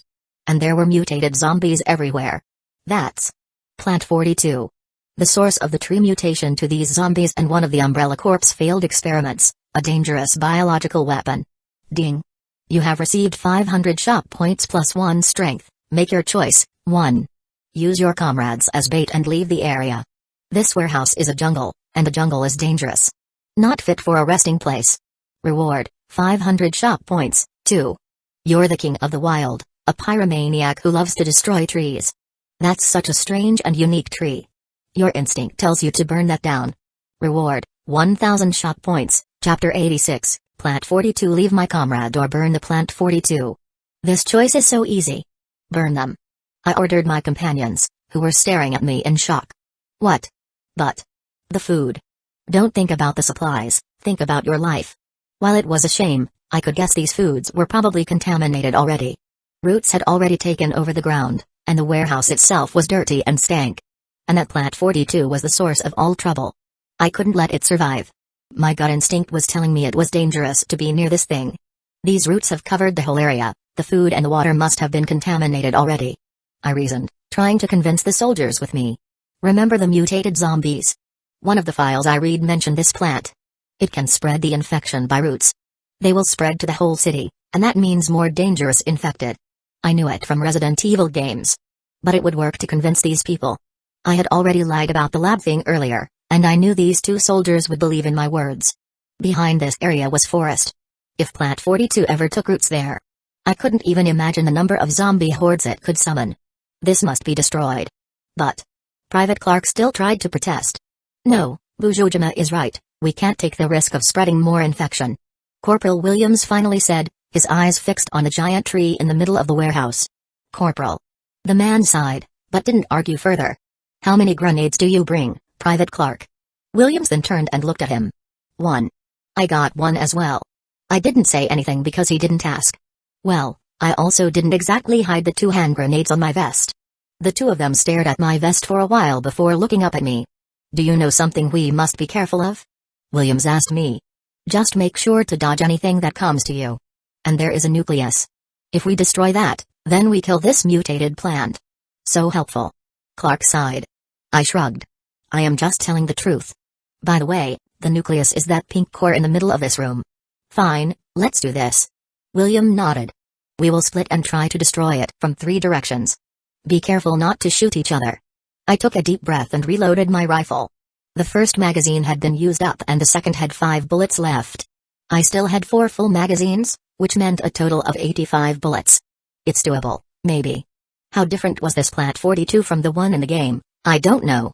I only hoped it wasn't that much different and we could kill it with firepower. Finding the chemical that would help kill this thing wasn't on the table right now, so we only had the old-fashioned method. We spread to 3 different directions, preparing our rifles. Zombies also present in this room, the mutated type that were stronger than a normal one. Their bodies were bloated and had purple veins pulsing. Their movements were slow, but they were also tough. We didn't have the time to deal with them right now. I looked at my companion and saw that they were also in the ready position. The 3 of us nodded and fired our weapons at the same time. Fire. With Corporal Williams' shout, we emptied our rounds and violated the tree with our bullets. It screamed, a high-pitched shrieking voice. It sounded like a human being in agony. The sound of it was ear-piercing, almost causing me to cover my ears. Shit. My ears. Private Clark screamed in pain and covered his ears with his hands. His eyes were red with tears, his face was pale. The same condition could be seen at Corporal Williams. However, I was fine. I quickly reloaded when the Plant 42 transformed. Its spark opened up, like a flower bloomed. Vines moved like a whip, lashing and flailing around. Its tip was made from a hard and spiky wood, so if you get hit by that, you could expect your skin to peel off like a paper. And then the nucleus itself. Tentacle-like appendage appeared, each one was dripping sticky fluid that smelled like an acid. It dripped to the ground and sizzled, corroding the concrete below. I couldn't believe my eyes. The acid was that potent? Maybe this was a prototype, not the actual Plant 42. However, that didn't change its danger level. Clark, grenade. Cling. Fire in the hole. Clark threw the grenade toward the open nucleus. The small object arched beautifully. However, whether it was due to Clark being distracted by the scream earlier or the wind suddenly blowing stronger, the grenade flew at a slow speed. As a result, it could be imagined. One of the vine-like appendages hit the grenade and redirected it. If it flew toward an empty space, then that would be good. Unfortunately, the grenade flew toward me at a fast speed. Fuck. I quickly jumped away and rolled to dodge. Boom. It exploded and sent a shockwave enough to push me forward. I flew like a ragdoll and fell to the ground, rolling on my stomach. I quickly stood up and looked back at my companions. Clark and Williams were fine, but Clark looked shocked. "Hey, are you okay?" he yelled in worry. His voice trembled a bit. "Yeah." I gave him a thumbs up and repositioned myself. I jumped on the piling box to get a better look of my enemy. Corporal Williams. Roger. Cling. Boom. The second grenade flew from Williams and exploded on the pink core of the plant, sending a shockwave strong enough to blow my ears off. Green mucus and pieces of flesh flew in every direction as a result of that. The smell was awful. It was like rotten eggs mixed with dead rats' smell. The appendages and tentacles slacked down to the ground, but the vines were still active. The plant was weakened. We just had to attack that thing a bit more to destroy it completely. Chapter 87, Explosion is Art. Fire rose from its spark. It screamed again, but it was quieter and weaker. The vines tried to move and lash out, but its movement was slowed down. "Reload!" Williams yelled. We had to destroy that thing before the situation turned bad for us. The three of us fired at the core again. "Damn it! Why is it still alive?" Clark cursed in anger as we kept shooting at the tree monster. "It's burning, but why is it not dying?" He wasn't wrong. It looked weaker, but the thing still moved even when it was engulfed by flame. The core, although weakened by the grenade explosion, still stood. If that thing wasn't destroyed, it would probably revive again later. Hey. This is a mutant we are talking about, don't expect a normal method to work on this fucker." I yelled at the guy. It made sense, actually. Plant 42's regenerative capability should be pretty good, considering it was created to be a biological weapon. It was a monster, not just a regular plant. A mutated and dangerous plant. I knew I should bring a flamethrower, but it would be too bulky for me to carry. Besides, my main weapon was the sword and the rifle. Fuck. Die. Fueled by adrenaline and anger, Clark tried to shoot it from a close range. What the fuck was this idiot thinking? Didn't I just say that we shouldn't get too close with that thing? As I was thinking, one of the tentacles reached him. It moved and wrapped around him like a snake. It then pulled him to the ground with force. I heard his scream and the cracking noise when he was dragged along the concrete. "Clark!" Corporal Williams shouted and quickly stopped firing his rifle. A simple mistake could end Clark's life, so the man couldn't help without getting closer. The vine was pulling him to the pink nucleus. It had grown some kind of mouth, a sharp-toothed maw. Fuck. If Clark ever got into the thing's mouth, he would get crushed into a bloody paste. And from what I knew about mutation, getting energy or nutrients meant it would revive stronger than before. "Cover me, Corporal." I didn't do this to save Clark, whose bones probably broke a few, but to save myself trouble from fighting stronger Plant 42. I slung my rifle over my shoulder and unsheathed my katana before running toward the center. My speed was inhuman. I could cover 100 meters in just 3 to 4 seconds, and this room wasn't that wide. In front of my sight, I could see the maw open wider and wider. It wanted to devour Clark, and it didn't even hesitate to swallow him whole. Just a little more. As soon as I was close to the mutated tree, the tentacles and vines that grew from its body whipped toward me. The tentacles were moving faster than before, probably because it was desperate to survive and to devour Clark, but I could see and dodge them. I swung my sword and cut them apart, dodging left and right, rolling forward, jumping and ducking. It was an amazing scene. However, I was running out of time. Clark was about to be devoured, literally. "Help!" he shouted in despair, his eyes wide with terror. I swung my sword once again, slicing through the last few tentacles before I leaped to his location. Only 3 more meters. The tree was around 4 meters tall and its mouth was at its center. To reach it, I had to jump. And I did it without any hesitation. I couldn't dodge or cut through every single tentacle and vine in the air. Fortunately, Corporal Williams was a good shooter. He covered me from behind, shooting and redirecting some of the appendages with precise shots. Here. I cut the vine holding Clark and left a grenade to the nucleus at the same time. When I landed, I immediately dashed away while holding Clark like a sack of rice. Cling. Fuck, run. Corporal William ran away after I shouted. Boom. The third explosion blew the pink core to pieces. The pink core was reduced to a goo, splattering everywhere. All branches, vines, and even the roots covering the room dried up as if they had lost their vitality in an instant. I felt something hot on my back, and when I looked at it, I found out that my clothes were burning. I dropped Clark to the ground and rolled around, trying to get rid of the fire. Only after I doused the flame did I notice the fire spreading around us. This is bad. Using 3 grenades for that thing was a mistake, it seems. The warehouse was on fire, and it spread very fast. I didn't want to die like grilled meat. Retreat. Corporal Williams ordered. He helped me carry the injured Clark to stand up and we left the building. Once outside, I looked at the sky. The building was engulfed in flame and I could hear things burning inside it. These dried roots and branches must have been a great material to burn. Ding. You have received 1,000 shop points. Should I yell to Maya to celebrate? Or KJIA? Nah, that was the old Japan, the fireworks festival. Let's leave. That thing is gone and I don't want to stay longer. Corporal Williams said. This place will be flooded with zombies once the explosion attracts them.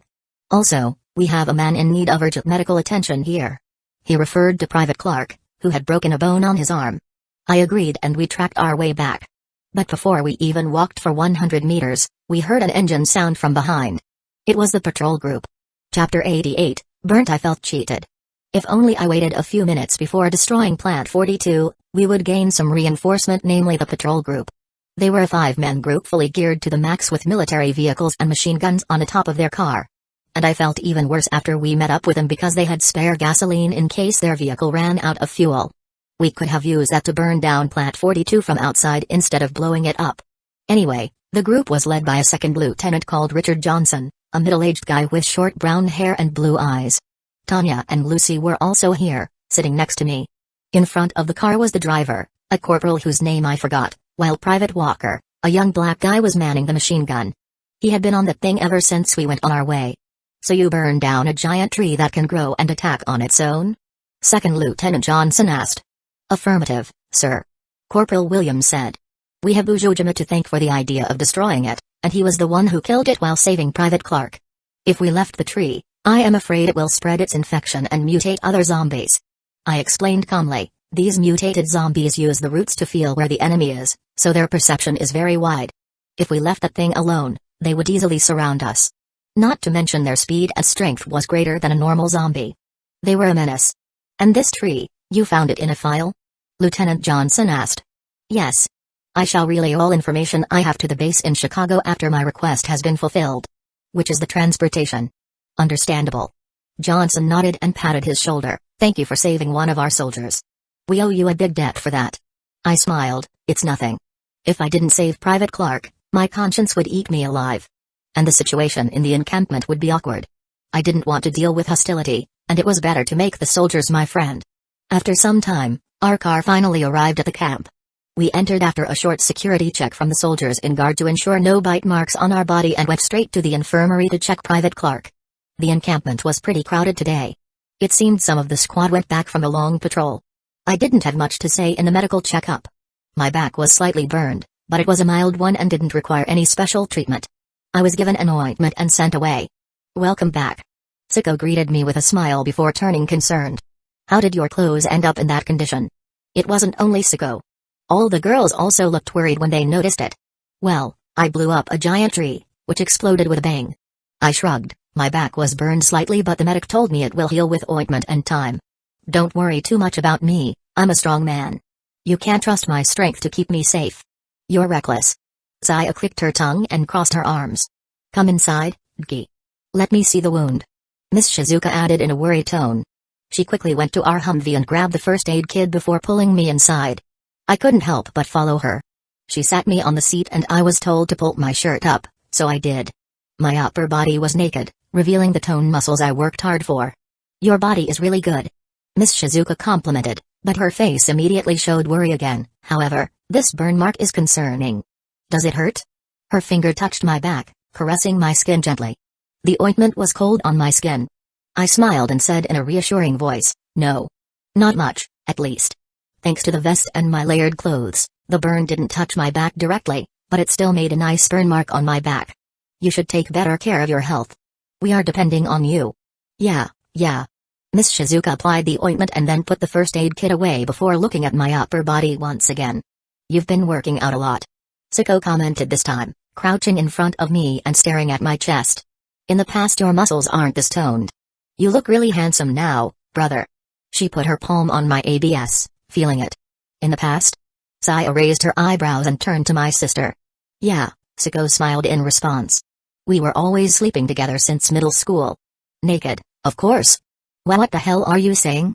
Saya was surprised. Actually, it was due to the stalker incident. In middle school, she was stalked and almost got attacked in the middle of the road. She managed to beat the crap out of the guy, and the incident ended in a short time. But ever since then, she became so clingy toward me. She would always sneak in my bedroom when she had trouble sleeping. And so we always slept naked. Well, we did that since forever, but it has been a habit to do it every night ever since the incident. Foo-fa-foo, now we were sleeping together too with him, no? Saya is the only one who still feels embarrassed to sleep naked. Miss Shizuka giggled. That's... Saya's face was red in embarrassment. Not wrong. I looked at the pinkette and grinned. You can't lean over my chest, you know. She shook her head and looked away. I knew she would be the hardest one to convince. Her embarrassment and tsundere nature always won over her curiosity. Ah, I hope she never grew from this state. It was so fun teasing her. Chapter 89, No Reward. Our little hunt was reported to Major General John Mason, resulting in the increment of patrol to the surrounding area to secure the perimeter.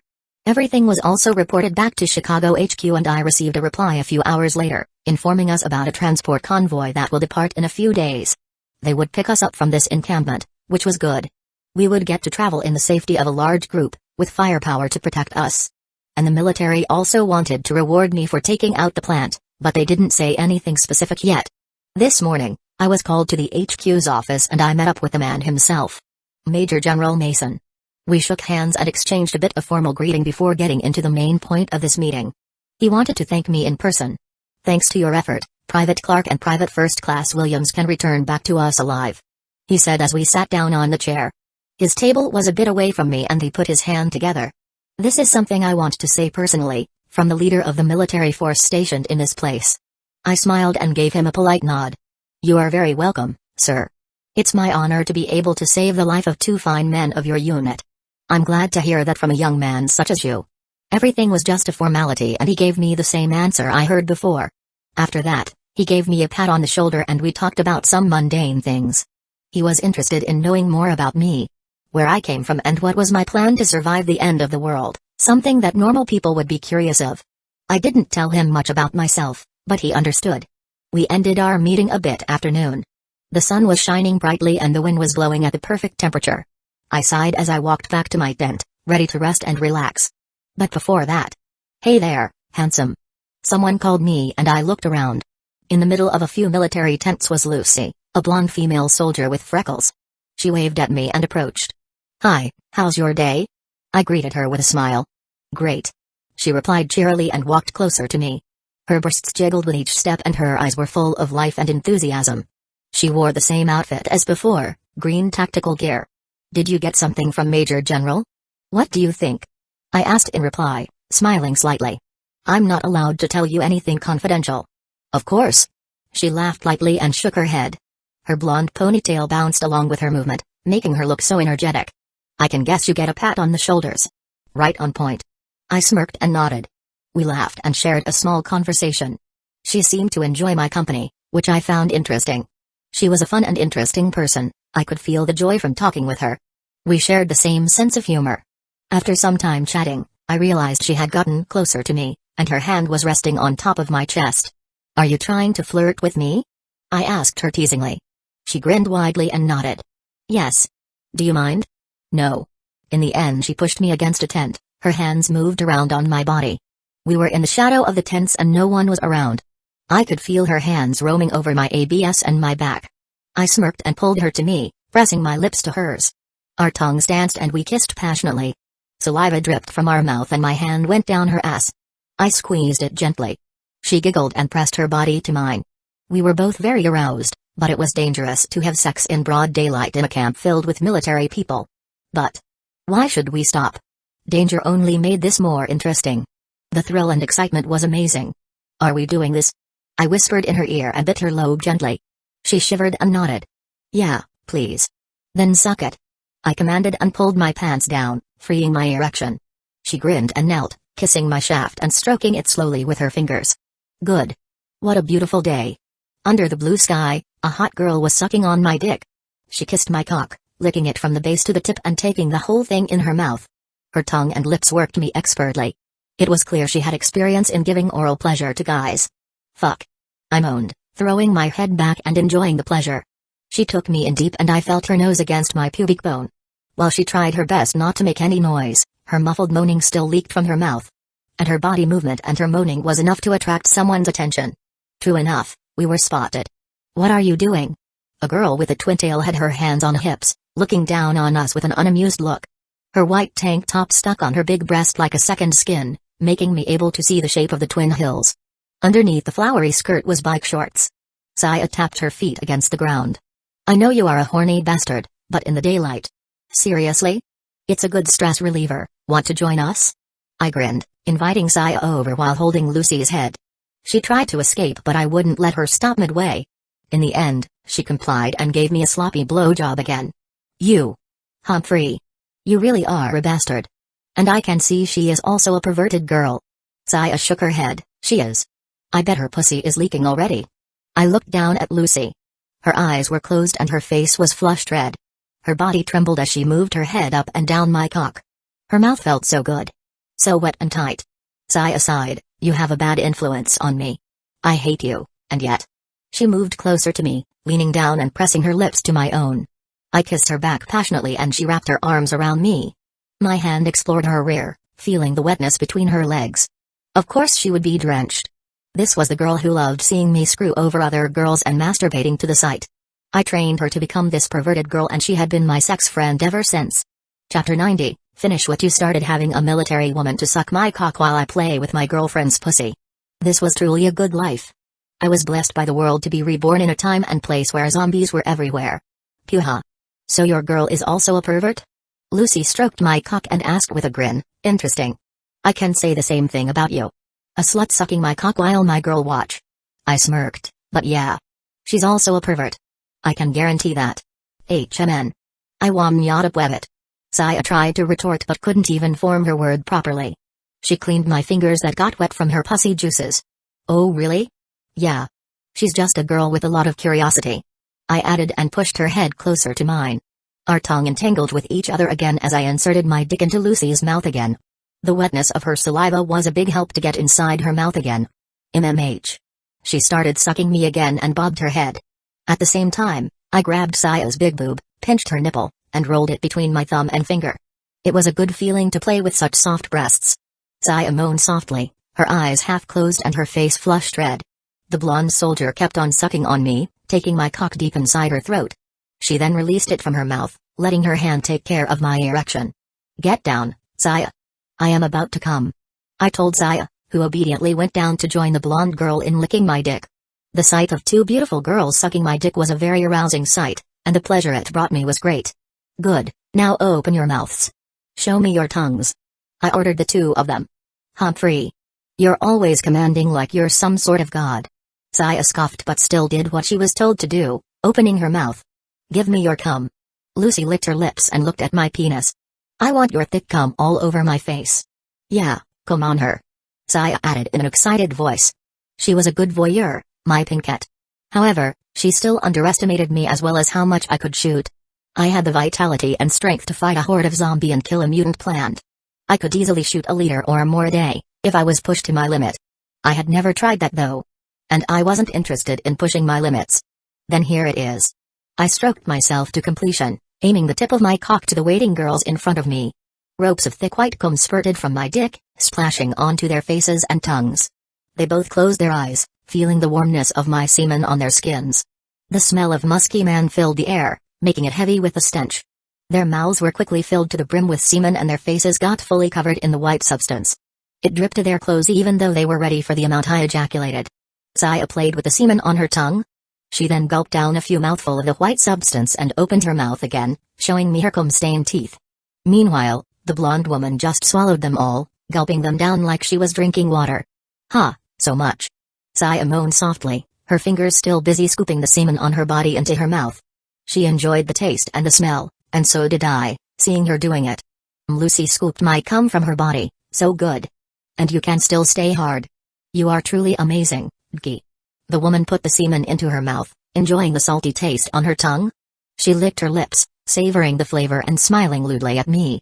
The two girls looked up at me with lustful eyes. "I don't mind giving you another round, but not today."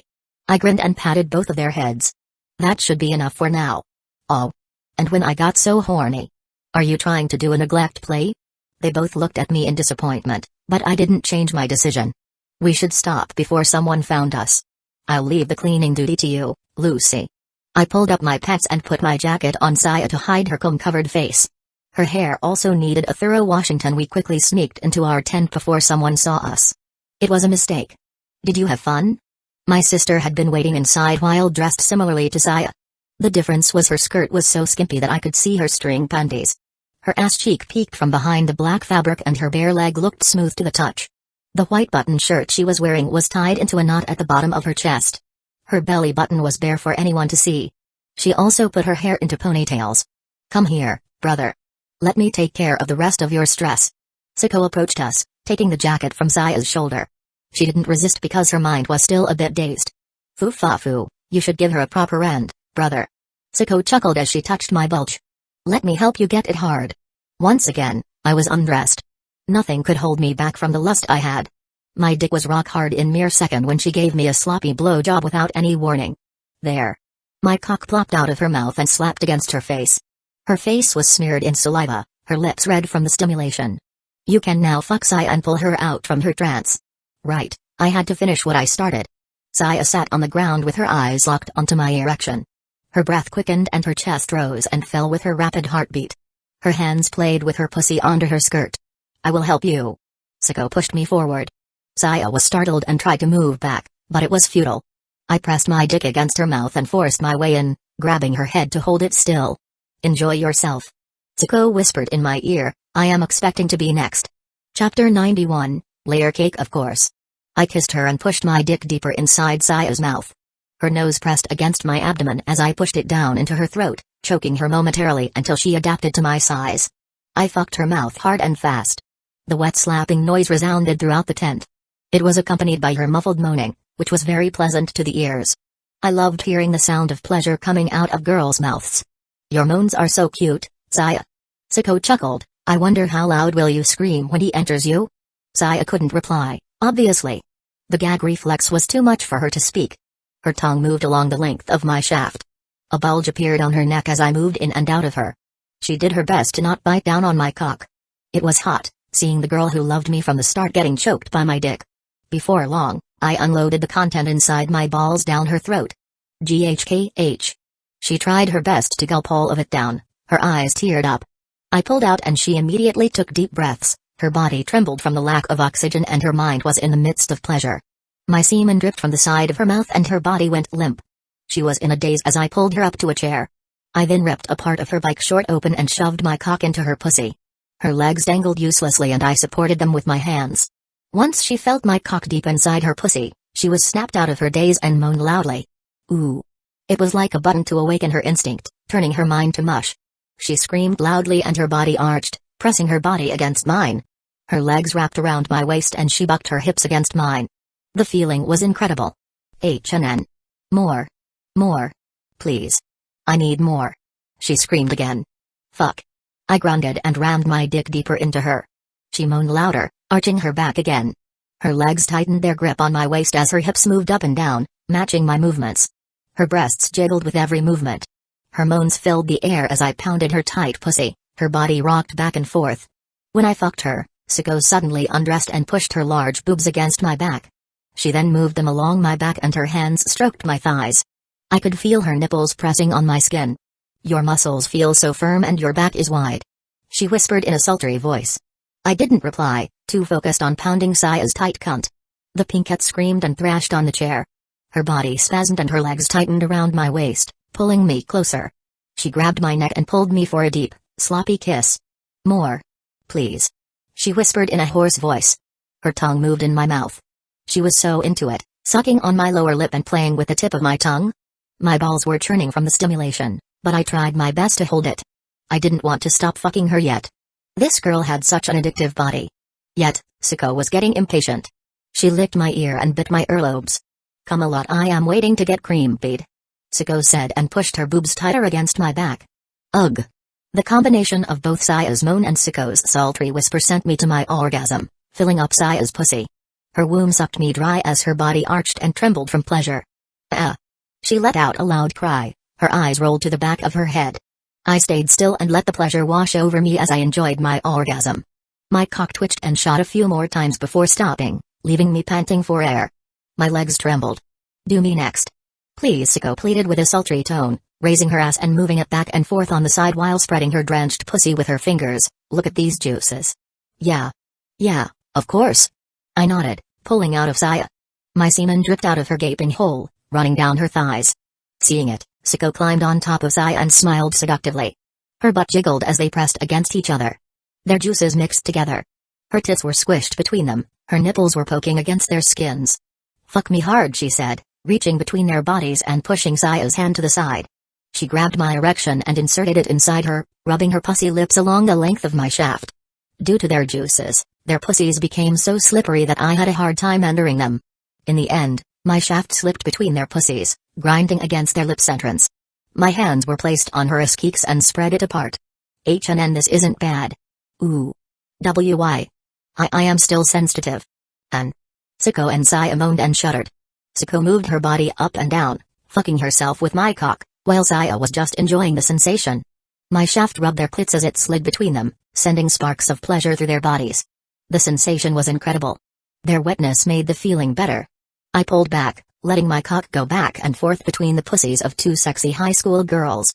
I plunged it into Sicko and pounded her wet hole. Her moans echoed through the tent as she arched her back in ecstasy, pushing her tits outwards. Sicko moaned and panted heavily. When she started shaking, I pulled out and entered Saya's pussy, fucking the pinkette hard and fast. She screamed in pleasure and threw her head back, her eyes rolled back. I alternated between the two, giving each of them a taste of my cock before moving on to the other one. Fuck, this is so hot. I grunted. Yeah, Sicko panted, her chest heaving up and down. Pound us harder. Yes, keep fucking me. Don't stop. Saya begged, her legs quivering. I kept on going, fucking their pussies hard.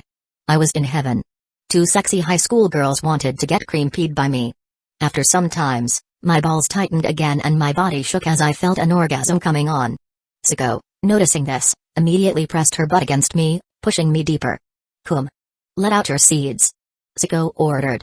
Her order only made my body even more excited and I ejaculated inside her. Not wanting to stop, I continued to pound them even after I was spent. My cock was still rock hard, so I kept going, alternating between the two. I sweat that the soldiers passing by our tent heard us, but no one tried to peek inside. Or maybe they didn't want to? Anyway, after 3 more rounds of coming, Sicko and Saya were a complete mess. Their bodies trembled and twitched. Their pussies were gaping from the rough fucking and were completely covered in semen. Chapter 92, Transportation arrived. Days passed without anything to do, so we decided to train some self-defense skills. It was a boring time with only a few zombie sightings every day and the military could handle them without breaking a sweat. The soldiers had a shooting range with a few paper zombies, so I asked for permission to shoot there. The results. All of us could shoot very accurately, but I had a slight problem fixing Saya's and Miss Shizuka's aim. Well, Saya's wasn't that hard. It was basic training and we could do it in just one morning, with the pinkette grumbling about her hand hurt and the gun's recoil was too strong. On the other hand, Miss Shizuka. You just have to aim for the head. It's easier said than done. Bang. The gunshot rang in my ear. Miss Shizuka's bullet flew over the target, piercing through a thin board in the distance. I sighed and held my hand to her back, helping her fix her aim. Like I said, relax.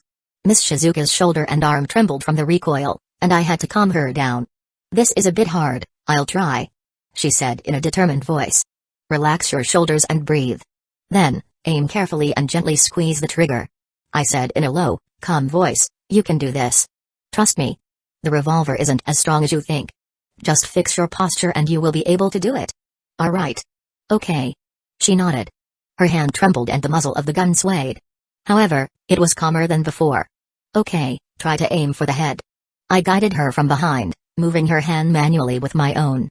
I could feel her body heat and smell her sweet perfume from here, making my heart race a little. I pushed it down, however, as this wasn't a good moment for that. Don't force yourself to hold the recoil. It will only tire you out. Let your hand move naturally with the recoil, it will save energy and you will be able to shoot better. And it would prevent injuries. Forcefully stopping the recoil could strain your joints, so I didn't recommend that method for a weak girl like Miss Shizuka. Letting the gun's muzzle move on its own was the best way to do things. While it wasn't the most effective method, it was the safest. And it would be better to not shoot at all rather than injuring yourself, in a zombie apocalypse. She took a deep breath and nodded. Here we go. I slowly moved my hand from the gun's handle, letting go of the teacher's delicate hand. Shoot. Bang. The sound of a gunshot rang through the air. The paper zombie got pierced by a hole and a small puff of smoke rose from it. It missed the head but it hit the shoulder area. Still, it was an improvement and it would definitely stop a normal zombie for a second or so, which was good enough. Not bad. Try to do the same thing and you'll get better. I moved away from her, letting her do it herself. Alright. Okay. The teacher took another deep breath and calmed down her trembling hands. After a few seconds of fixing her aim, she fired again. Her boobs jiggled from the recoil, bouncing up and down. I couldn't stop staring at it. This was why I taught her using the revolver. What a feast to the eyes. Bang. Another shot and the bullet hit the paper's neck. Not bad, not bad. That was good. I commented and patted her back. Just like that. Foo foo foo, I did it. She smiled and let out a happy cry, turning back to face me. Yeah. You did. Keep it up. I'm going to see the others. I patted her shoulder again and went away to the other girls. Siko had a close combat spar against Anya. In the middle of a circle made by people who gathered, Siko raised her fists in front of her chest, ready to attack or defend. Meanwhile, Tanya lowered her stance and put her left foot forward, ready to kick or dodge. I could see her eyes shining in excitement, her breathing quickened. They stared each other down for a while before Siko finally launched herself forward, her right fist aimed straight for Tanya's face. Tanya's expression remained neutral but she quickly dodged to the right, her leg lashed out, hitting Siko's left thigh. Still, she underestimated Siko's physical ability. With almost an inhuman reflex, Siko turned and swung her arm in the direction of the leg. Tanya's face contorted in surprise as Siko's palm caught her leg, holding it tightly. With a single motion, Siko lifted her arm and slammed the black girl's body to the ground. Ugh. Fuck. The ground shook a bit from the impact and everyone's attention was directed toward the fight. Some gasped while others cheered. The soldiers looked on with interest. This was the perfect opportunity to show off our skills and attract some positive attention. Siko's eyes glinted as she raised her fist. She brought her arm back, preparing to strike. But Tanya reacted in time to dodge it and rolled away, standing up and getting ready for another round of attacks. They exchanged some punches and kicks before Siko managed to grab her leg and trip her. Shit. Tanya cursed. Tanya was good at using her legs, but when it came to pure close-quarter combat, Siko had her beat. Siko was faster and stronger. And the most important of all was that she was far more used to using her body for close combat. Something Tanya didn't have experience in. However, Siko was holding back. I knew she could have defeated Tanya by breaking her arm. However, this spar wasn't supposed to injure anyone. So she ended it by stopping her fist in front of Tanya's face. A mock-killing move, if it was for real. It showed that Siko had absolute control over the match. I lost. Tanya admitted, breathing heavily from the exertion. Let's go another round, Siko offered, her face brightened with a smile. She helped Tanya stand up. Tanya wiped sweat from her forehead, nodding, of course. Grinning, Siko pulled Tanya up and continued their spar. I watched as Siko easily avoided her opponent's attack and countered it with her own. They danced around each other for a moment before Tanya stepped back for another attack. The fight was fun to the point I didn't notice Aya stood next to me. Humphrey. How barbaric. She commented, caressing the crossbow that I gave her back then. A ranged weapon like this crossbow is better than the barbaric way to fight. It seemed like she took a liking to the crossbow after she learned how to use it, so I let her keep it. It was a great weapon for her since she didn't like physical contact. With the crossbow, she could just attack from afar. We quietly spent our time in the encampment like this for the last few days. I became familiar with some soldiers and they told me some interesting stuff about the camp. And today, finally, something passed by our head. Is that? Yeah. Our transportation to Chicago, a military helicopter. Chapter 93, Leon S. Kennedy. Sergeant Brown called for me and my companion a few minutes after the helicopter landed. He told us to bring all the necessities that we wanted to bring to the new place, as this helicopter could carry us and all the things we brought. I only brought what we really needed, including my M1A1 rifle and one AK-47. I donated one of the AKs to the military guys here. Each one of us already had basic weapons, which included a revolver and 2 other guns for Sai and my sister. While I wanted to bring more, our space was pretty limited in this chopper. It would be impossible to carry more things, even if I could ask them. Saya brought a lot of things with her, like her crossbow and some of the clothes we brought from our trip. The rest of the group also brought a lot of stuff with them, mostly clothes. In total, we had 6 large bags of our belongings. All of them were brought to the chopper without any problem. Miss Shizuka's bag had something hard put inside. When I opened it, I found a few vibrators and dildos, which looked as big as my fully erect member. Sergeant Brown helped me carry a few bags. We went to the helicopter that was waiting for us in an empty space, and I greeted the pilot and a soldier sitting there. "Greetings, we're from Chicago HQ." They greeted us back. "You are the VIPs, right?" "Yes. My name is Ki. Thank you for coming all the way from Chicago." I introduced myself with a smile. "Let's get along well." "Nice to meet you, I am Sergeant Jones." The pilot introduced himself.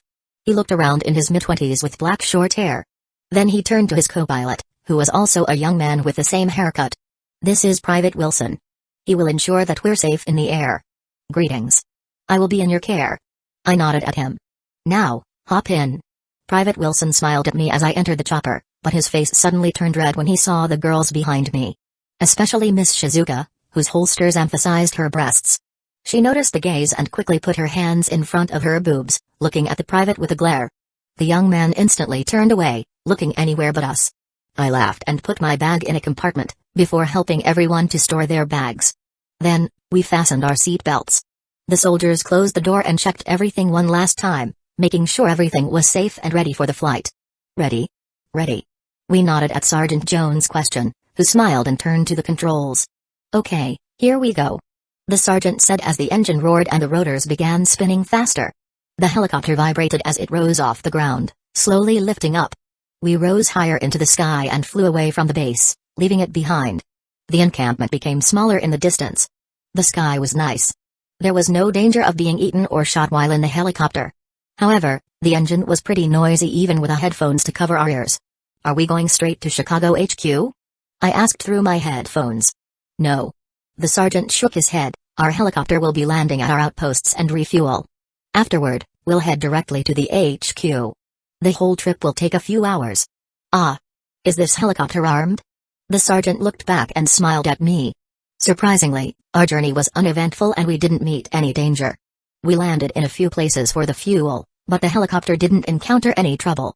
The pilots and I had a long conversation and they gave us a few pieces of interesting information. I was glad I could get in the military's good grace, and we would be landing soon in Chicago HQ. Chicago.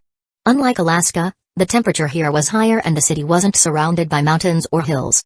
The sky was cloudy, and there was a light drizzle falling on the ground as our helicopter flew over. Our helicopter arrived in a large base in the city, where a soldier guided the pilot to land at a helipad. The place was filled with soldiers, tanks, and other vehicles, along with a lot of aircraft. The whole base looked very busy. Slowly and surely, our helicopter descended onto a helipad, where a few soldiers were waiting for us. Among them, I spotted a dark-skinned woman with purple hair standing beside a man with short brown hair. Both were in military uniform. The woman wore a white shirt with a black tie, while the man wore a dark blue shirt with a handgun strapped on his chest holster. I recognized them, the former because I had met her directly while the latter from the media I often played in my previous life. The door to our helicopter was opened and I stepped out, along with the other passengers. I was immediately greeted by the two people I spotted before. Upon seeing them, Miss Shizuka immediately beamed brightly. "Ah. Rika." She ran toward the tanned woman, holding her hair with her hand so it wouldn't be too messy from the helicopter's wind. Rika smiled at her and spread her arms, taking the busty nurse's tackle hug with ease. I followed the nurse, watching her and her friend hugging each other as they reunited. Siko and Saya followed right behind me. "I am so glad you're safe," the tanned woman commented and then turned to me. "And you? It's been a while, kid. I heard a lot of stories about your actions. Very impressive."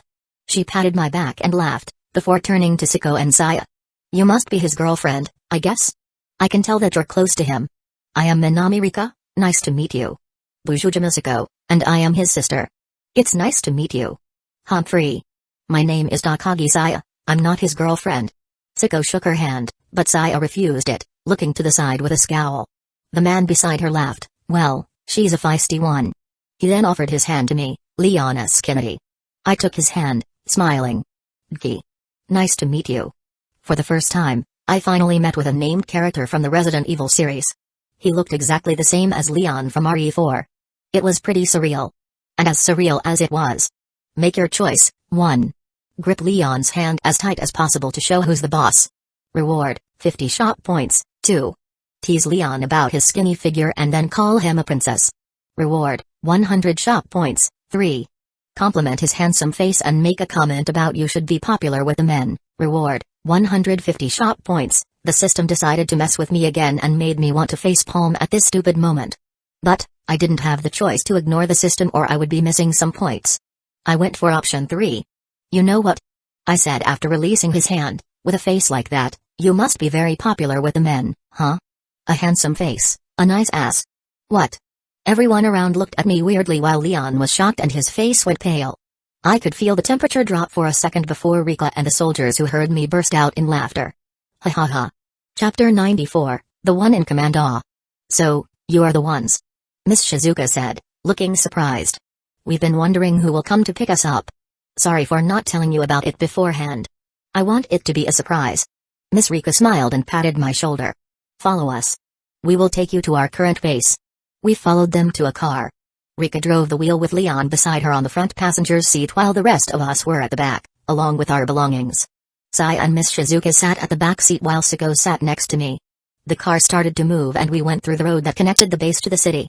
As we moved, I noticed a few barricades around the area, blocking the streets and entrances into the base. Some people gathered around, watching our car with greedy eyes. They were civilians who lived near the area. By the way, Leon asked, looking at us from the front seat.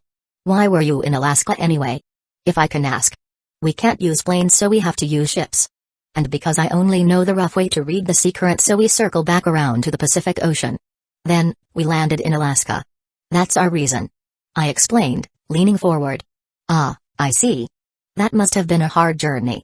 Leon looked back and smiled at us. We are glad that you are here. Thank you. And yeah, we are also glad that we are here. It's a long and tiring journey. I chuckled. It seems like you are also involved with the incident in Alaska, right? I was surprised when I read about the military operation. Leon commented. He turned back to look forward. You saved 2 soldiers from a strange, mutated plant. That was a coincidence. I talked about what we experienced and Leon listened intently. He nodded every now and then, affirming that he listened carefully. However, his attention was mostly to the information that I had about the viruses.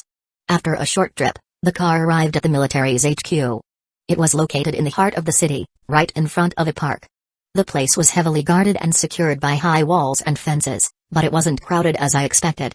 In fact, there weren't many people outside the gate. Yes, a gate. The military blocked the area around City Hall and turned it into their HQ, including the park in front of it. The area was so large that they put a large gate in the middle of the road to keep people out of their headquarters. Not only that, I also saw gates surrounding this city in 10 km diameters. Zombies were kept out from the city and the survivors were living their days peacefully here. No one was starving to death and no one had to worry about being bitten by a zombie. In other words, the military had turned the entire city of Chicago into their base. I could see the difference between this place and the encampment we stayed in before. There was no sense of fear or desperation among the soldiers and they all had their weapons ready. But the citizens looked restless. Supplies were low and morale was low, as well. Things are pretty rough here, huh? I asked Leon. Things are not going well, he confirmed, looking out of the window. We entered the second gate, passed by the soldiers and entered the military HQ. I was amazed at the size of this place. Soldiers gave us a thorough check on our vehicle. Afterward, the guards let us enter the base without any trouble. We parked inside and got out of the car while our belongings were taken to our rooms. I was amazed to see the inside of the HQ. There were hundreds of soldiers here, all armed to their teeth. Tanks, trucks, Humvees, APCs, helicopters, and other vehicles were lined up in neat rows in the yard. And I was technically naked since our weapons weren't allowed. Even the knife was confiscated from us. We would have our weapon back later after we got our IDs from the military. I feel naked without my sword. Siko commented with an uncomfortable face. I laughed. Well, you're still wearing your pants, right? She chuckled at my joke but still felt a bit uncomfortable without any weapon on her. Don't worry. Nothing will happen here. This is a safe zone. If you don't cause any problems, you will be safe. Rika smiled, leading us inside the HQ building. Leon was right beside her. We walked down a long hall and turned to the right at a door. Did you bring the virus with you, kid? She stopped and turned at me. I raised my brows. Yeah. Of course. She smiled. Good. The person behind this door is the person in charge here, and I am sure that you will be treated nicely by him. He might ask some questions after you give him the virus. But he will understand that we have to take care of your needs before he gets what he wants." "Who's he?" I asked. Rika grinned and knocked on the door. "Just a friend." A voice answered from behind the door. "Come in." We entered the room, finding ourselves inside an office. It was spacious but a bit bare, with no decorations other than the bookshelf behind the desk and a few chairs in front of it. The window gave us a nice view of the military training ground outside. A tall blond man wearing sunglasses stood in front of the window. His back faced us, and his muscular body looked fit for a soldier. His vest had RPD written on its back. He had a handgun strapped to his waist. He slowly turned his head to face us, revealing a gruff face. His mouth curved into a smile and he extended his hand. "You must be Dki. Albert Wesker."